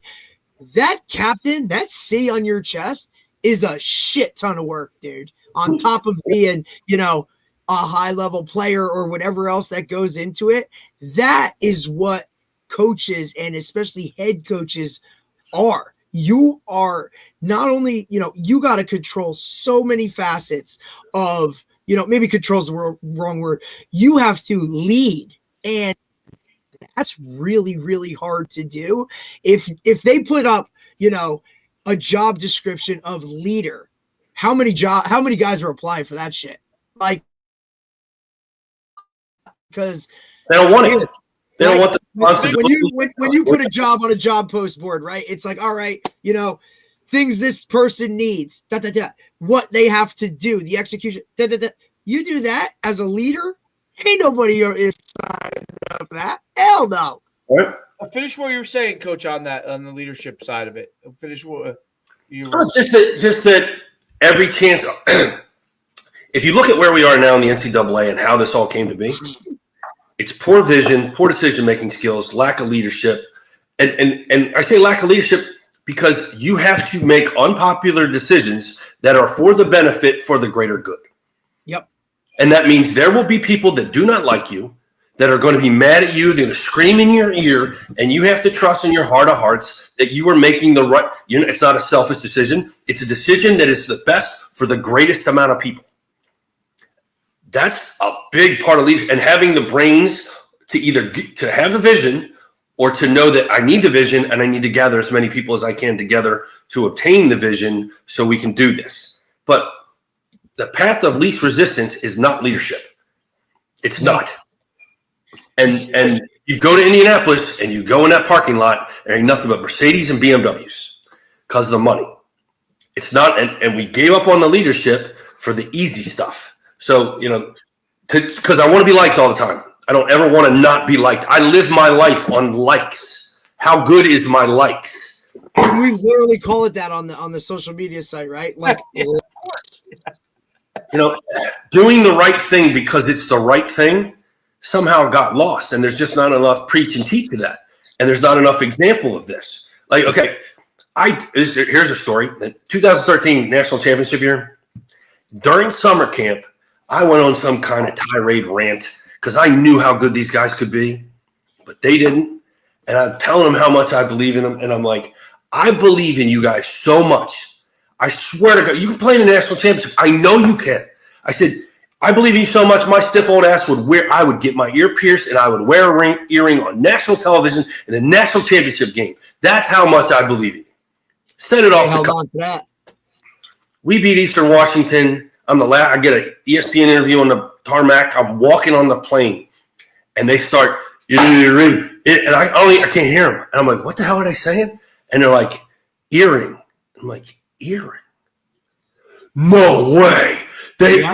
Right. So I have a month, 2 weeks, 3 weeks before we play national championship game. We end up, we're in Dallas for a week before the game, and it's the night before the game. And my wife has this event that she has to do with all the wives and the thing. We had meetings and stuff, and Mel and I got together right before dinner around happy hour, and she's looking at me and she goes, "Are you going to do this?" Like, we'd been talking about it in bed at night. She says, "Are you really going to do this?" And I'm like, "Yeah, I'm going to do it." And she goes, "Are you serious?" Like, I have no piercings. I no tattoo. Like, I asked my dad once, "Hey, what do you think if I got my ear pierced?" He goes, "I don't care. So you walk in my house with it, I'm going to rip it out of your ear." Yeah.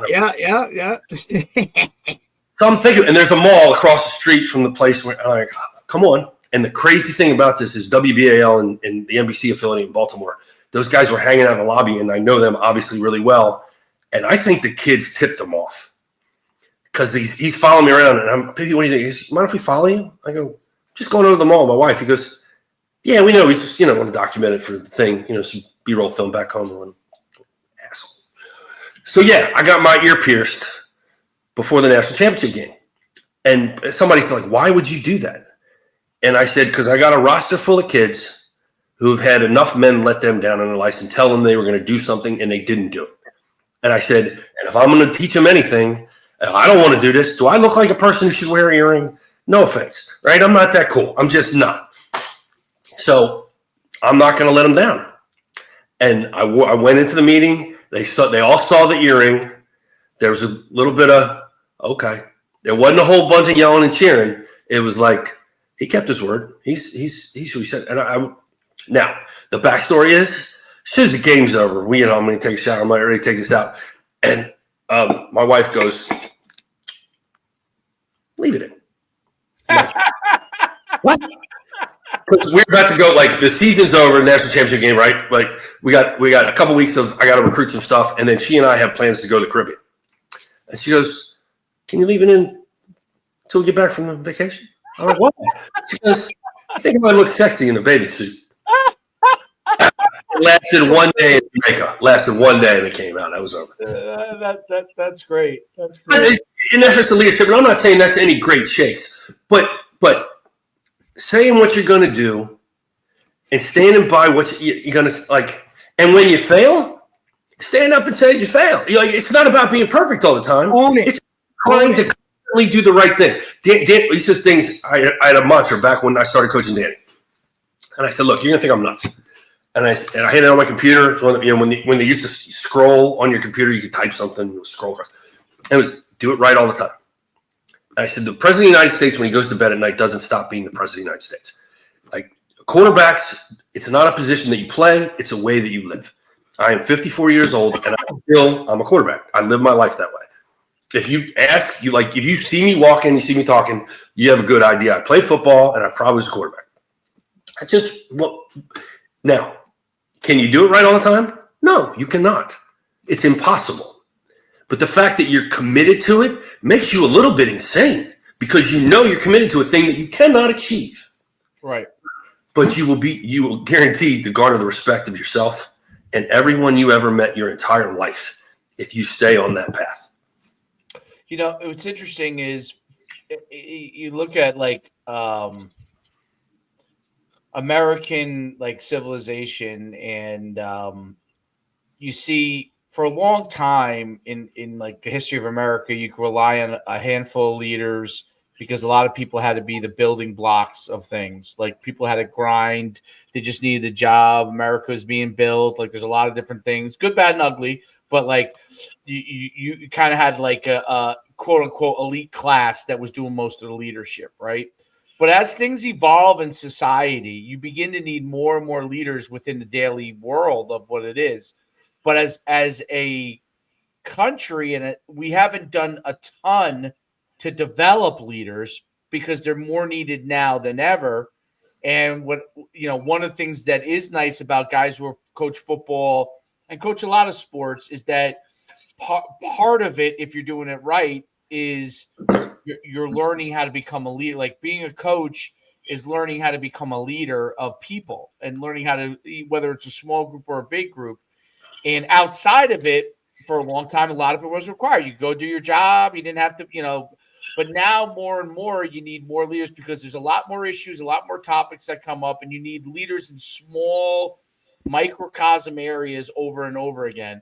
And what the NCAA and what has happened, is a form of where the top people were just kind of making independent decisions, and that does not really work anymore because the top is more removed from leadership than it was in the past. There's a lot more people that are leading smaller groups that may have information that you might want to get that information from in order to make bigger decisions, right?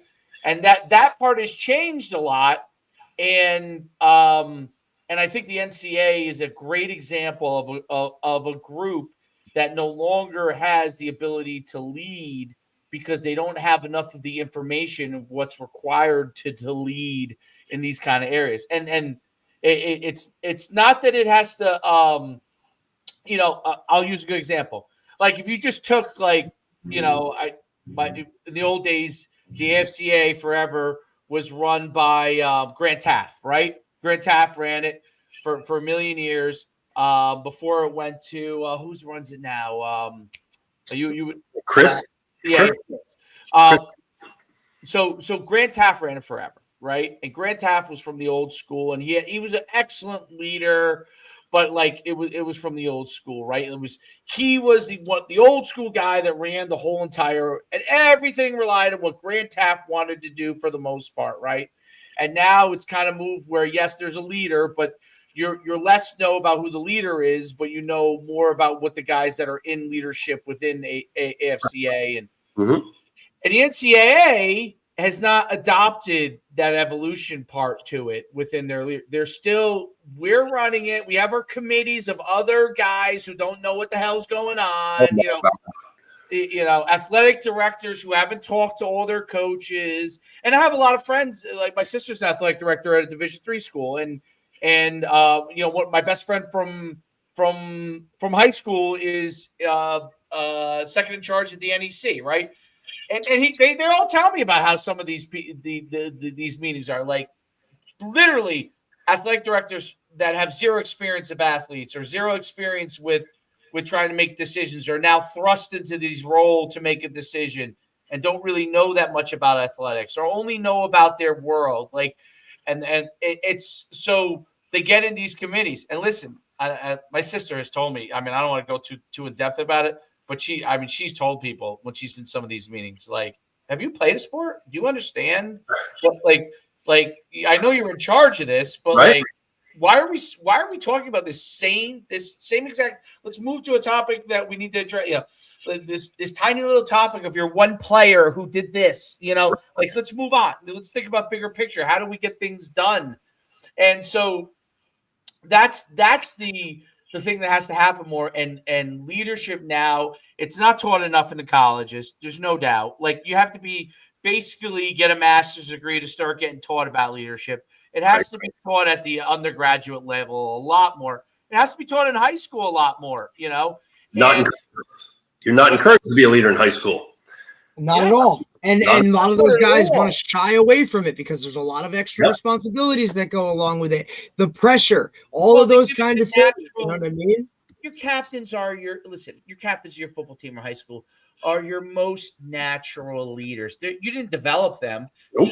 You might try a You know little how bit. hard it is to find those? You know how many guys, I'm just saying, the last time, it might have been 10 years since I saw a leader. They're just natural leaders. But there could be there's probably a lot of guys that could be leaders if it was taught, right? Like you might have a guy that's shy on your team, but does everything the right way. But you're like, maybe I don't know if I could get him to rally the troops, right? So he doesn't become your captain. But if you taught him, yes, exactly. But that's a whole different thing in itself. Now you have to have a leadership council. Now you're meeting with these guys once a week, right? Like all those kind of things to kind of, hey, I always look at it. I try and get one for every class, right? Like I don't think about it from a you as a coach have to do it. I think the school, yes, it's great when the coaches do it, no doubt. When the schools start to say, hey, we're going to teach the masses how to become better leaders, how to become better speakers. They won't. Nope, absolutely not. They got way more else to worry about. I'm saying, but that's when we're going to have a chance to not have some of these things happen all the time, right? I agree. Because I really agree. We don't teach critical thinking skills. We're sure as hell not going to teach leadership. Absolutely not. We don't teach financial literacy, and that's talking money. And that's when it comes to money, everybody pays attention to that, and we don't even want to do any part of that. In the advancement from the old school to the new school, or the adaptation or the evolution or whatever, like the old school is just yelling and screaming. Right. Militant. And you only went off, or your energy level only got jacked up when the kid did it wrong. For the most part. That's the old school. Negative reinforcement, right? Like, that almost like you're praising you're emphasizing negativity. Exactly. So I good 10 years ago, I'm watching the evolution of these kids and how they respond. And I'm even doing it with some staff and in the younger staff. And finally I sat them down and I'm like, look, this is going to be a mentality of which I'm going to lean on you on. I'm going to oversee this. And I want to see this out of you. I don't ever care about you coaching your kids hard, because I don't hire anybody that doesn't love the kid. Like, my dad taught me one thing when I was younger about hiring people, and he asked me when I was like 10, he goes, hey, do you think this guy is going to be a good hire? And I'm like, I'm 10. Like, yeah, I'm around, but I'm 10. I'm like, I don't know, Dad. He sounds like he knows what he's talking about. And Dad smacked me in the back of the head. He goes, no, you idiot. He goes, I'm going to spend more time with this guy than I will with your mother for about 6 months out of the year. Yep. What he knows or what he doesn't know, we can teach him that. Absolutely. He's got to be one of us. He's got to do it for why we do it. And at 10 years old, I didn't know what the hell that meant. I do now. So when you hire the right people that in here, you don't have to oversee and watch them when they're coaching a kid hard, because you know why he's doing that. That's all fine and dandy. But I turned it on him and I said, you need to flip the coin. The same level of energy has to be spent when that kid does it right. Whether it was something little that he couldn't do before or something really big that we're counting on, that needs to happen. You need to, and I'm not saying you have to be like stupid, ignorant, over the top, like right. Christmas for, a little thing, but you need to develop a positive reinforcement energy that is equal to or greater than what you do in the negative. And basically you can't coach kids hard anymore. Yes, you can. Yes, you can. If you love them, you can. If you know them, you can. And the kids aren't usually the problem. It's the parents. The kids 100%. love it. Kids love it. Parents are the biggest problem. I'm a parent. I'm setting stands. Like, I'd set the stands when my kid was playing. And people were like, and they all just look at me, and I wouldn't say a word. I'm never going to say a word. And if anyone has a stage or a grounds to say something, it's someone that does this for a living, right? And from what I've seen through the whole process is coaches that coach at a higher level than what I'm coaching at usually say the least, right? Because they get it. Like, they know exactly. Listen, and no names needed, but Division III coach, his kids in high school, right? How many conversations did he have with that head coach through 4 years of high school? Maybe 2. And it was about, hey, well, how are we gonna get him recruit? Like, you know what I mean? Like, that process of what we're doing. And if anybody has a room to say anything, it's that guy. His kid came home from practice with an issue. Oh, coach this, coach that. He's your coach. You figure it out, right? Like, I'm your Right. dad. Mhm. I'm your dad. So, and this is what I say to parents all the time. Be a parent, right? The first conversation in the car is, where do you want to go to eat, buddy? Right. Not, oh, your coach is terrible. He needs to throw it. He needs to do this. He needs to do this shit. Like, it's irrelevant. Be a parent. And I understand where it's tough, because now that I have a kid, it changes your viewpoint, because obviously you want the best situation for that kid at all. But I also want that kid to go through some adversity. Oh. She doesn't have to be the best player all the time. Learn how to be a role player. Learn how to fit into the puzzle. Learn how to be a great teammate. Learn respect in the fact that you might not agree with what that coach is saying. But you know what? I'm going to follow the lead and go to it and do what I'm supposed to do for the greater good. And I think that's where, it's a hard battle, because these parents want to, like, there are certain things that you learn by when kids say it. You're like, he's not smart enough to know that. That's coming from dad. That's coming from mom, right? Like, it's an easy read. And it's like, it used to be where parents, hey, that's your coach. That's what you do. Like, I'm your parent. Now, those lines are extremely gray. I look at it a little bit differently. I look at it, when you come out of a game, did you give your best? Like, did you give your best? If you did, whether your best resulted in success or failure, that's what we could correct things down the line. But if you gave effort, you gave your best, and you did the very best you could, then you could live it yourself. And I'm sure your coach knows that you did your best if you gave your best, right? I think that's an important thing. I'd like, because I'm in it with my kid, I'd like to say that every single time I go and say, let's go get ice cream. I don't. I mean, the truth is I don't. Like, there are times where you come out of a game and I want to know, did you give your best? That's always the first thing I ask. And if there was something I see behavior wise, I want to know, why are you acting like that? Or why are you emotional? What is it that's bothering you? So I want to discuss. So I think that's part of, and I'm curious, by the way, we fast forward 5 or 6 years, if Derek views, because his daughter's young, if he views it the same exact way. But it's how my dad did it. Yeah, but that's a different time, and there are other influences at the youth level with respect to other parents involved. So that's one thing that also is different than when I grew up. Okay, because when I grew up the same exact way that Derek did. Like, my father could care less. It was about any of that stuff, right? And my father's a coach, so it was always about did you listen to your coach? Did you do the best you could? But I think doing your best is something that a kid can quantify. Like, did I give the best effort I could? Sure. He could say to you, yes. Like, then we can go get ice cream, and because I want him to know, if he didn't do his best, which sometimes happens with kids. Okay, sometimes kids at a young age, they don't want to be. They may not have wanted to be there. I mean, that's the truth. Like, you might be on this baseball team and he's out there picking grass, and he struggled or whatever reason, and it's because I want to know, did you want to be there? Because if you don't want to be there, we should find something else for you to do. You know what I mean? You finish your season, but find something else for you to do. Right. Because there's a balance to all of that kind of stuff. And then I think the next part, once you get them to a point where they are giving their best and they are listening to their coaches, then I think you can get into a situation of, okay, now we can work on them becoming. How are you interacting with your teammates? Are you helping other kids to be better? I think there's kind of steps to it with kids, and that's why I'm learning with son, because I've been around him since the beginning. And I gave up when I stopped coaching high school in 2021. I've been around him as he started to go through it, but I also had to learn how other people work.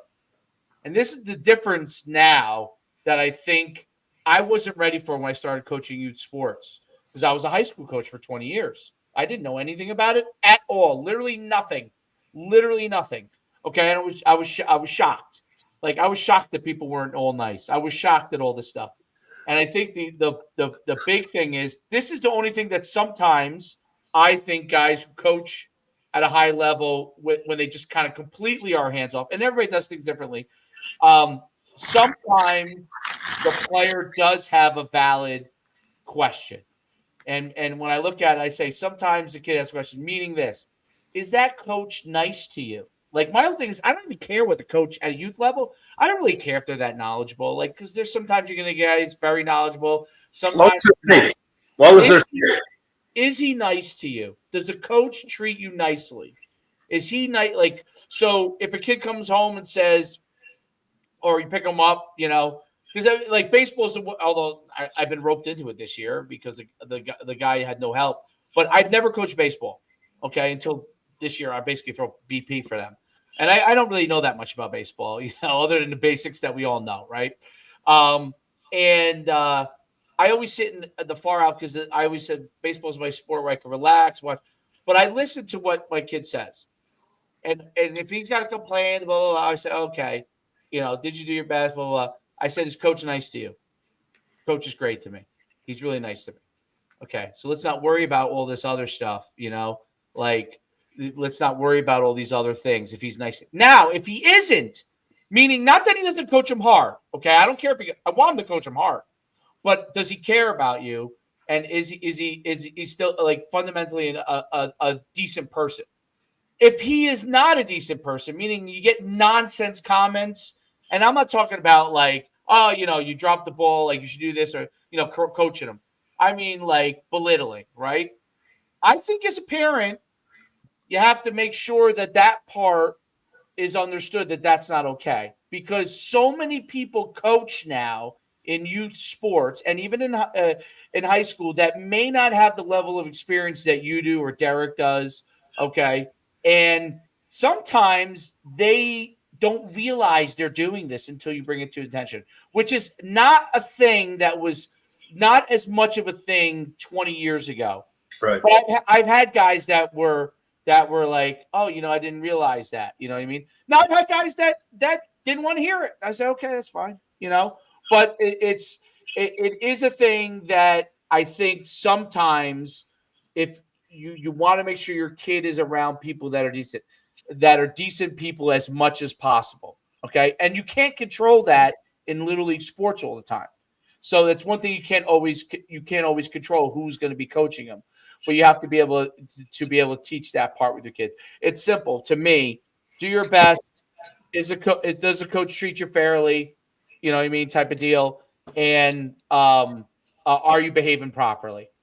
Those three things, then we could deal with the rest of the stuff. And I think what's hard now, I think in high school, college is different, but in high school is there's not as many Derricks as more in the world coaching as there used to be. So there's not I'm the rarity, Josh. I'm the bad guy. You know what I mean? I'm the bad guy. No, By the time they get to me, it's tough.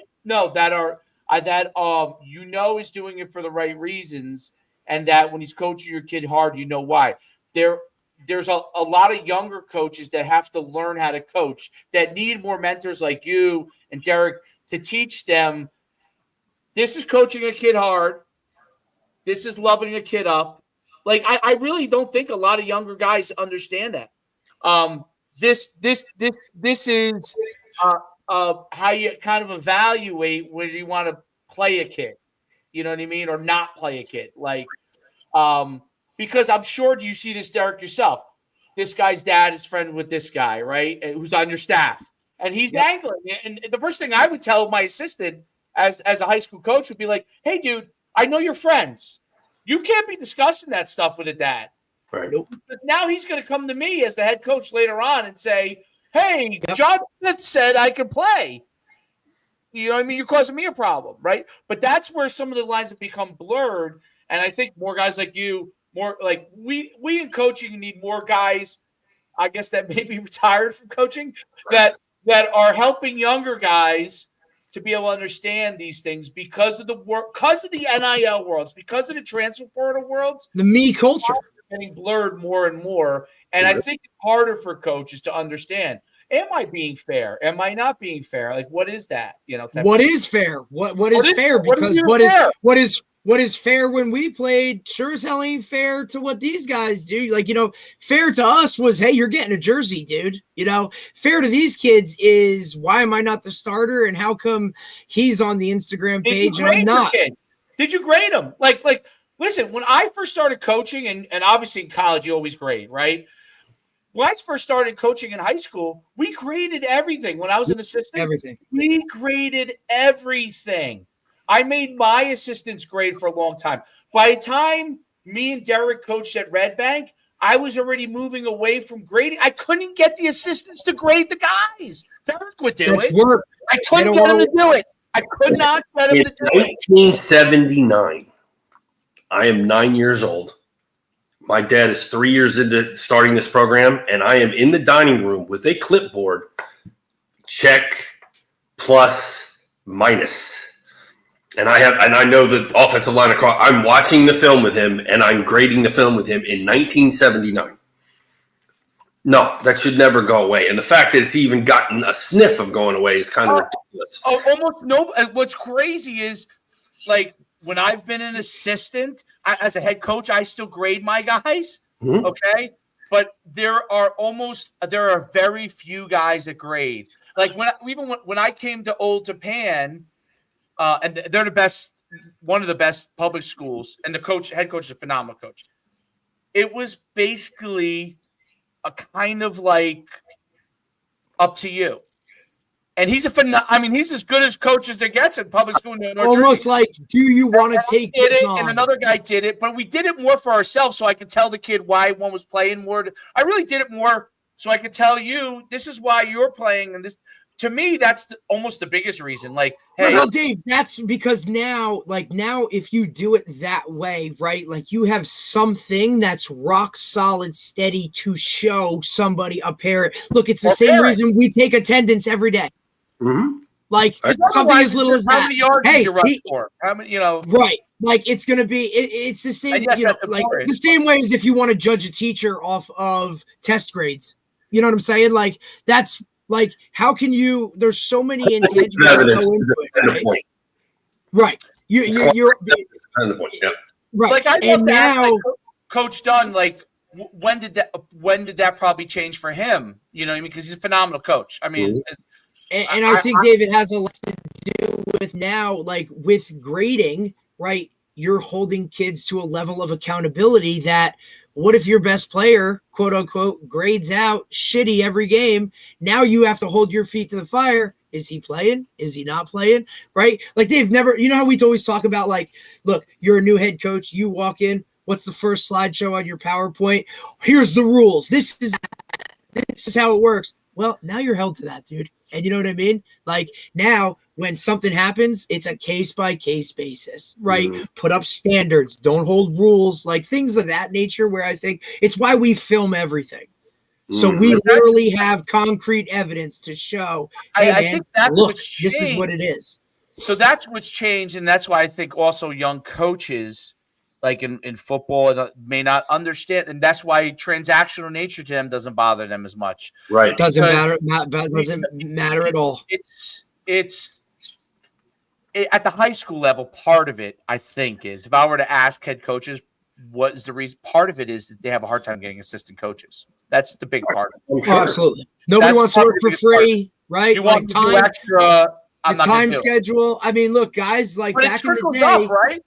Like, who are you think about it, right? Like, the guy that moves up, he hasn't done this.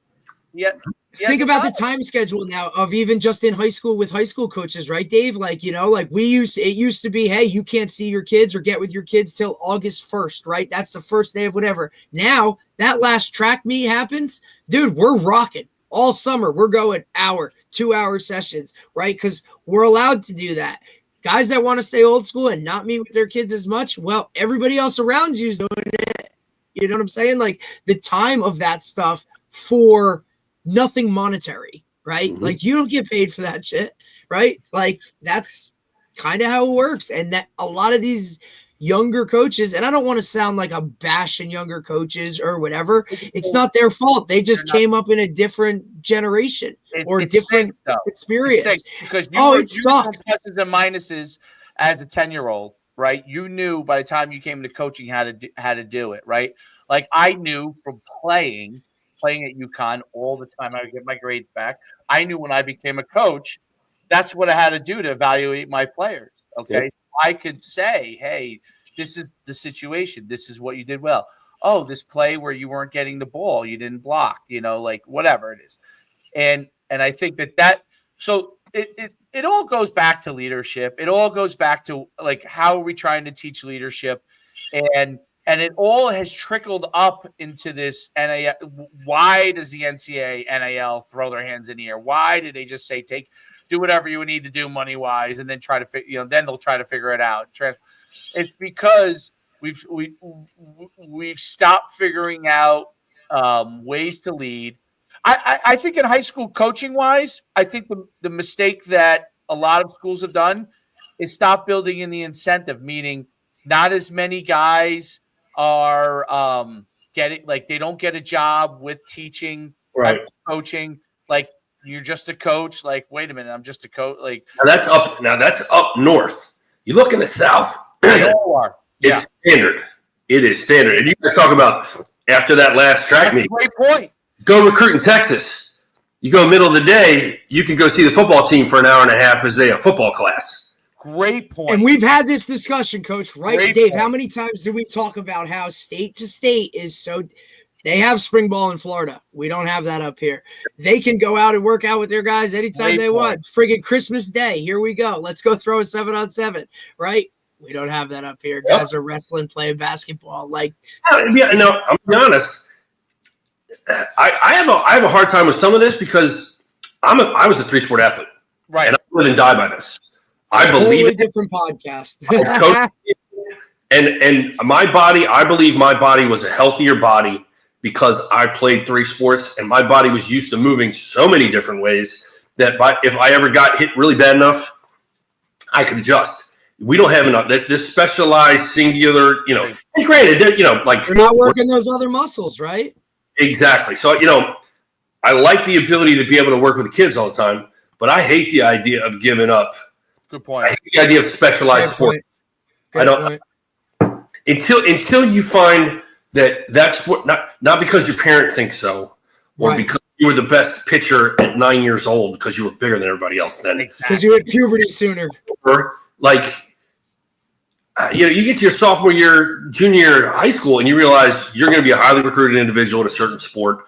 And it's about time that you maybe focus on some of that more than anything else. But until that time, this whole year-round pitching, and none of that, man. I hate it. I agree. I think that it's way. And that's because we were all multi-sport guys. You know what I mean? Like that's how it is. Like we only see it one way.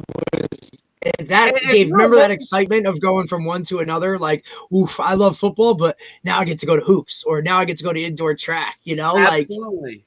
Like that was an exciting. Like you want to be multi-sport?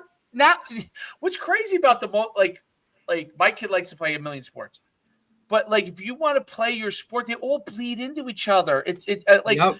We're playing football. We're in the last 2 weeks of football.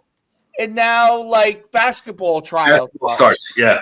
Like, why can't we just push basketball back 2 more weeks? Like, why doesn't everybody work together on this? Why then basketball's, I don't know, bleeds into what track or football. Baseball, track, lacrosse. I mean, Coach, I know you dealt with lacrosse. Like, down there. Like, play basketball, and then go throw 6 innings. Yeah. Because it's the playoffs versus the start of the new semester. I got you. Yep. Anyway, Coach, I think we solved the world problem successfully today.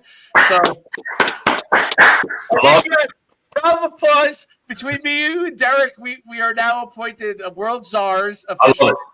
So we've got. I thought we talked a lot of stuff. I think that had to be talked about. It was. I mean, listen, you're up there in the all-time longest. Who's the only people that clips of Derek? DJ, you know DJ Impius? Oh yeah. Tony DeMeo, because he couldn't figure out how to get on. Tony DeMeo. I know that one. DeMeo DJ might be the 2 longest of only people to eclipse it. But both, by the way, they were phenomenal podcasts. DJ DJ, we basically could say hello, and then he could talk for the next 45 minutes without us having to even say anything. And that's saying something with the two of us, Dave. You know how that works. I don't think he would let us talk, actually, because he explained it like bubble screen, and doesn't want to hear our version of it. But absolutely not. You guys don't know what you're talking about. You guys don't know what you're talking about. This is how I heard bubble screen. But no, it was great. It was really great having you on. You know, you're a phenomenal coach for all the right reasons, and would have loved to play for you, Coach. That's what I got out of it. That's the ultimate. Thank you. That's quite a compliment. You like to say I'd like to play for you. Thank you. I would have loved to play for you, Coach. I can see why those guys speak so highly of you, whether it be Coach Palaz at Montclair State. And kudos to you. I don't think many guys can say they're coaching Bush, as you said, have two head coaches in the NJAC, right? So kudos to you. And obviously, you know, you see Coach Van Zyl doing great things, taking over Gilman School, right? One of these traditional national powerhouses, you know, like, and the best thing that I can say is, like, not only are those guys good coaches, but like I look at those guys, they're great men, they're great mentors, and that's if you don't play for somebody who that's an emphasis. So, Coach, really appreciate you taking the time, man. Anything we can do for you. Hopefully, you're not a free agent if you don't want to be, right? Like, you get that choice. Maybe the wife will make that choice for you sooner than later. But look, if we can ever do anything for you, or you ever want to come back on, you know, we'd love to have you. I appreciate it, guys. You're fun. It's a good time. This is a real good time. Thanks, boys. Thanks. Have a great day, Coach. Take care. All right. Great pod. He might. I think he's number three. Listen, I'll tell you what. Out of all that shit, I'll tell you one thing. I'm never going live on quarterbacks in spring ever again. I'll tell you that. Yeah. That was a great. Woo! I wonder. I would have loved to ask him, because I wanted to keep us going with it was. I wonder if, had that injury not happened, where his track would have gone, right? If he didn't get that opportunity to go GA or do whatever that was. Well, he said he was going to go play in Europe. He said he was going to go play in Europe. Do you imagine, like, what he could go to Europe 2 years? You know what I mean? Like, who knows? Are you even a coach at that point? Yeah. 100%. Does it totally just burn you out or do whatever? I just think it's a crazy thing. But, like, dude, wow. I would have loved. I can see why, like, you know, guys like Mike Smith, guys like Van Zyl, right? That guys like Coach Palazzo, I mean, they worship him. Like, yeah, I mean, look, like, how could you not want to play for somebody like, you know what I mean? The term players coach, I think, gets thrown around way too much. You know what I mean? Like, oh, he's a players coach. He's a players coach. Like, to me, a players coach is someone that cares about you on a whole different level. And I think that's, you know, whether it's something to do with being the son of a coach, right? And I think that helps. Plays into it too, 100%, because they know kind of the ins and the outs and the certain little things like that. But, you know, just a really awesome dude. If he wants, I think he'll find a job. You know what I mean? He can pick and choose. You know what I'm saying? Like, who wouldn't want a guy that took a program like that? And like you said, he had his opportunities and he wanted to stay because family first, right? Family first, right?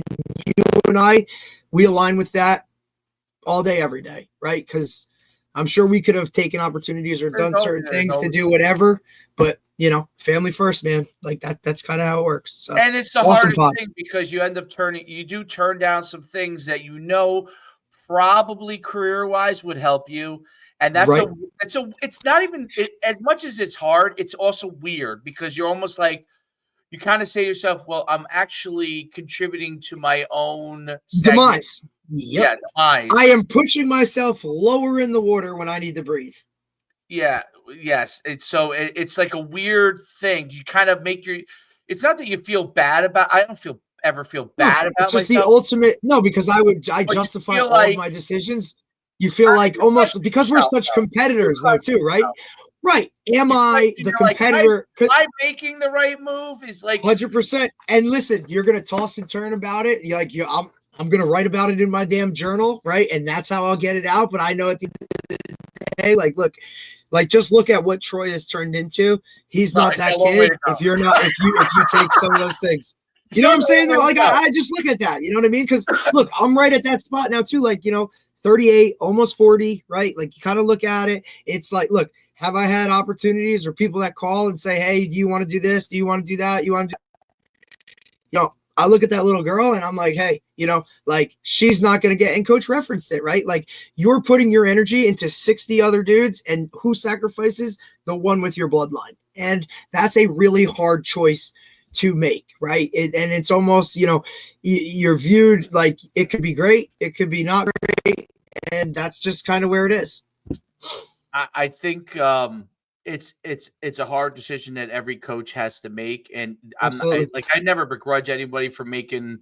Hell no, you do what you do. Yeah, you do what you do. But it is a situation where you say, it's one of those things because you don't know what's going to happen with your kids in the end. So you could take the step back, and it's still and your kid still struggles, but at least that you like my thing for me. No matter what happens with my kid, I want to know that I did the things that I thought would be the most helpful. And if I could do that, I could live with myself. You know what I mean? Like I want to be able to absolutely when I'm laying there, like, and it's the clock's ticking at the end. Can I say that? All right, I at least tried to do the best I could by my child. And like you said, I know, right, at the end of the day, I know if I controlled all of those controllables, or I gave maximum of what I could in all those things, I'm all good with what the outcome is. You know what I mean? Because look, sometimes you could go all out and you could do this, you could do that, and you still lose the damn game. Is what it is, man. Like as long as I gave everything I had, and at the end of the day, I know that, I'm all good with it. But what I can't live with is, am I the cause of a problem? I don't want to be the cause of a problem. 100%. I don't want to be the cause. And it's you're not trying to be the cause because you don't know you don't know how your kid is, and you really don't know until he starts to get older, and you see because when they're young, they don't kind of communicate. But when they start to communicate, you realize, oh, okay, and it's interesting, and I think there was a lot of great points, and I think as a whole, it's we've talked about this before. Sports is a thing that's like a part of I mean, when I was a kid, it wasn't a part of everybody's life. Like it's a part of everybody's life now. Everybody plays sports, man. When I was a kid, like I could tell you, like there were kids that I was friends with that just didn't play sports. Like it wasn't their world, man. They just didn't do it, and they didn't try it. And it was okay. And it was okay. They rode bikes, or they did, right. He's a car guy. He was right. That's not a thing anymore, by the way. He's a car guy. No shit, because now everything is computer based, dude. Even if you're a quote car guy, you're still plugging it into a damn system that tells you what's wrong with it. You're not in there unscrewing wrenches or changing or like undoing like oil filters or anything. You plug it into a computer, like, oh, that light's on. Okay, why am I? Oh, all right, tire. All right, now you still have to go change the tire, but. Really? Like I remember there were kids that used to be on the car with their dads, and that's what they would do every day, dude. Hey, I got to go to practice. What are you doing? Oh, my dad, he just got this new car, man. We're stripping it. We're going to figure out, and then we're going to go. Oh, what are you doing this weekend? Oh, I got a tournament. Oh, really? I'm going to a car show because, they got this Shelby GT 1969.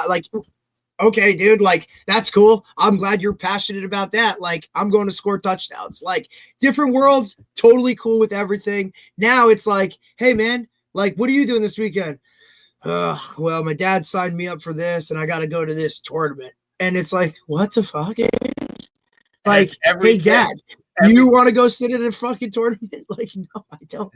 It's every kid. And we've also allowed it to happen. Because no, you know what it is? AAU, travel, rec, there's a level for everybody. And that wasn't really a thing back then, No, it wasn't. Figured it out by 6th grade whether or not, you were going to do, maybe you pushed it to the end of middle school, but when you got into high school, look, I know I've played basketball the last 4 years, but I'm not playing basketball. You know what I mean? Or, hey, football, it was fun in middle school. Dude, I'm not working out all summer. I go to the beach for 2 weeks. Okay. And that was okay. It's not a thing anymore. Everybody's involved. Everybody has to be a part of it. Or, hey, I'm going to join this team because it looks good on a college app. Okay. Here's your varsity jacket, dude, I guess. You're in the picture in the yearbook. Okay. Like, shit, man. Like, it's okay not to play sports. Like, listen, I need people to fly the damn drone, and you might have a better shot at scholarship flying the damn drone than you do being a quarterback. So get into that world, Damn. Go be the leprechaun at Notre Dame. He's on scholarship.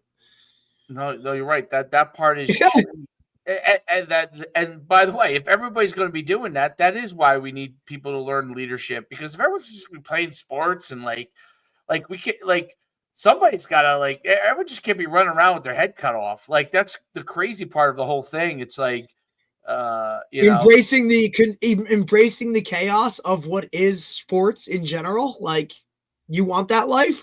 A lot of people didn't want that life. Now a lot of people force feed it because they feel like it's the only outlet or whatever.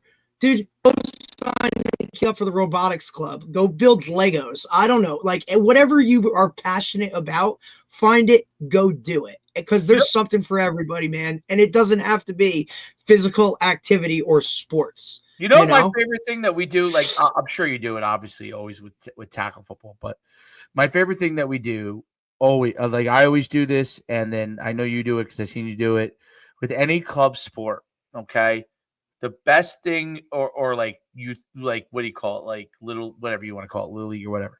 The best thing you could always do, no matter what happens, is call them up and talk to the kids quickly. Like, bring them up, say, hey, you guys played a great game. Even if you lost, even though you lost, you played a great game. Or hey, you guys gave great effort, didn't go our way. Or hey, we played a great game, we won this game. Like, we always call it up no matter what and get everybody in, because to me, that's like, I don't care if you're on this team for 1 week or 60 weeks. Like, we're all in it together while we're together, right? And that's an important thing.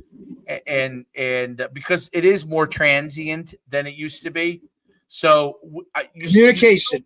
And if you're going to have this logo on the front of your chest, then you're going to do things a certain way. If you don't agree with it, you don't like it, that's okay too.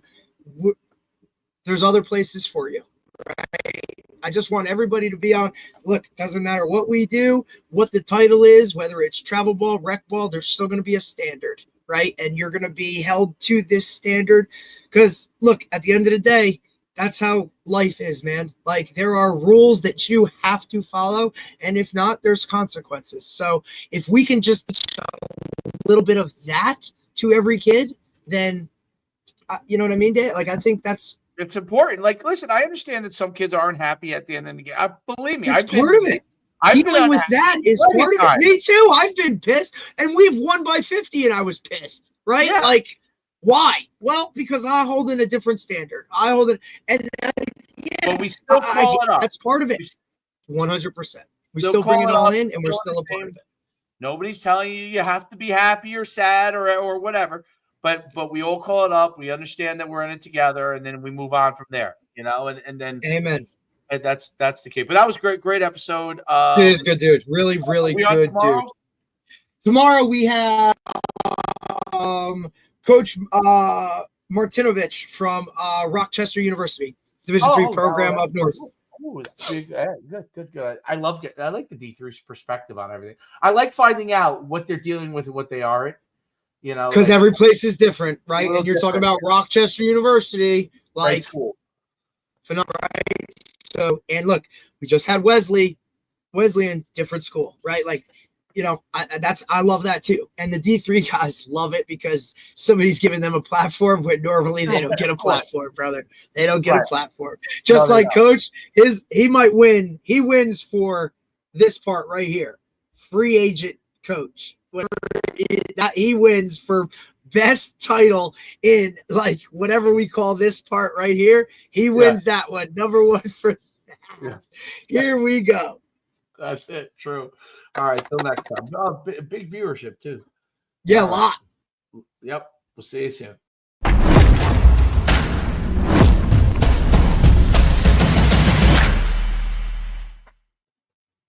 Well, you can see that energy.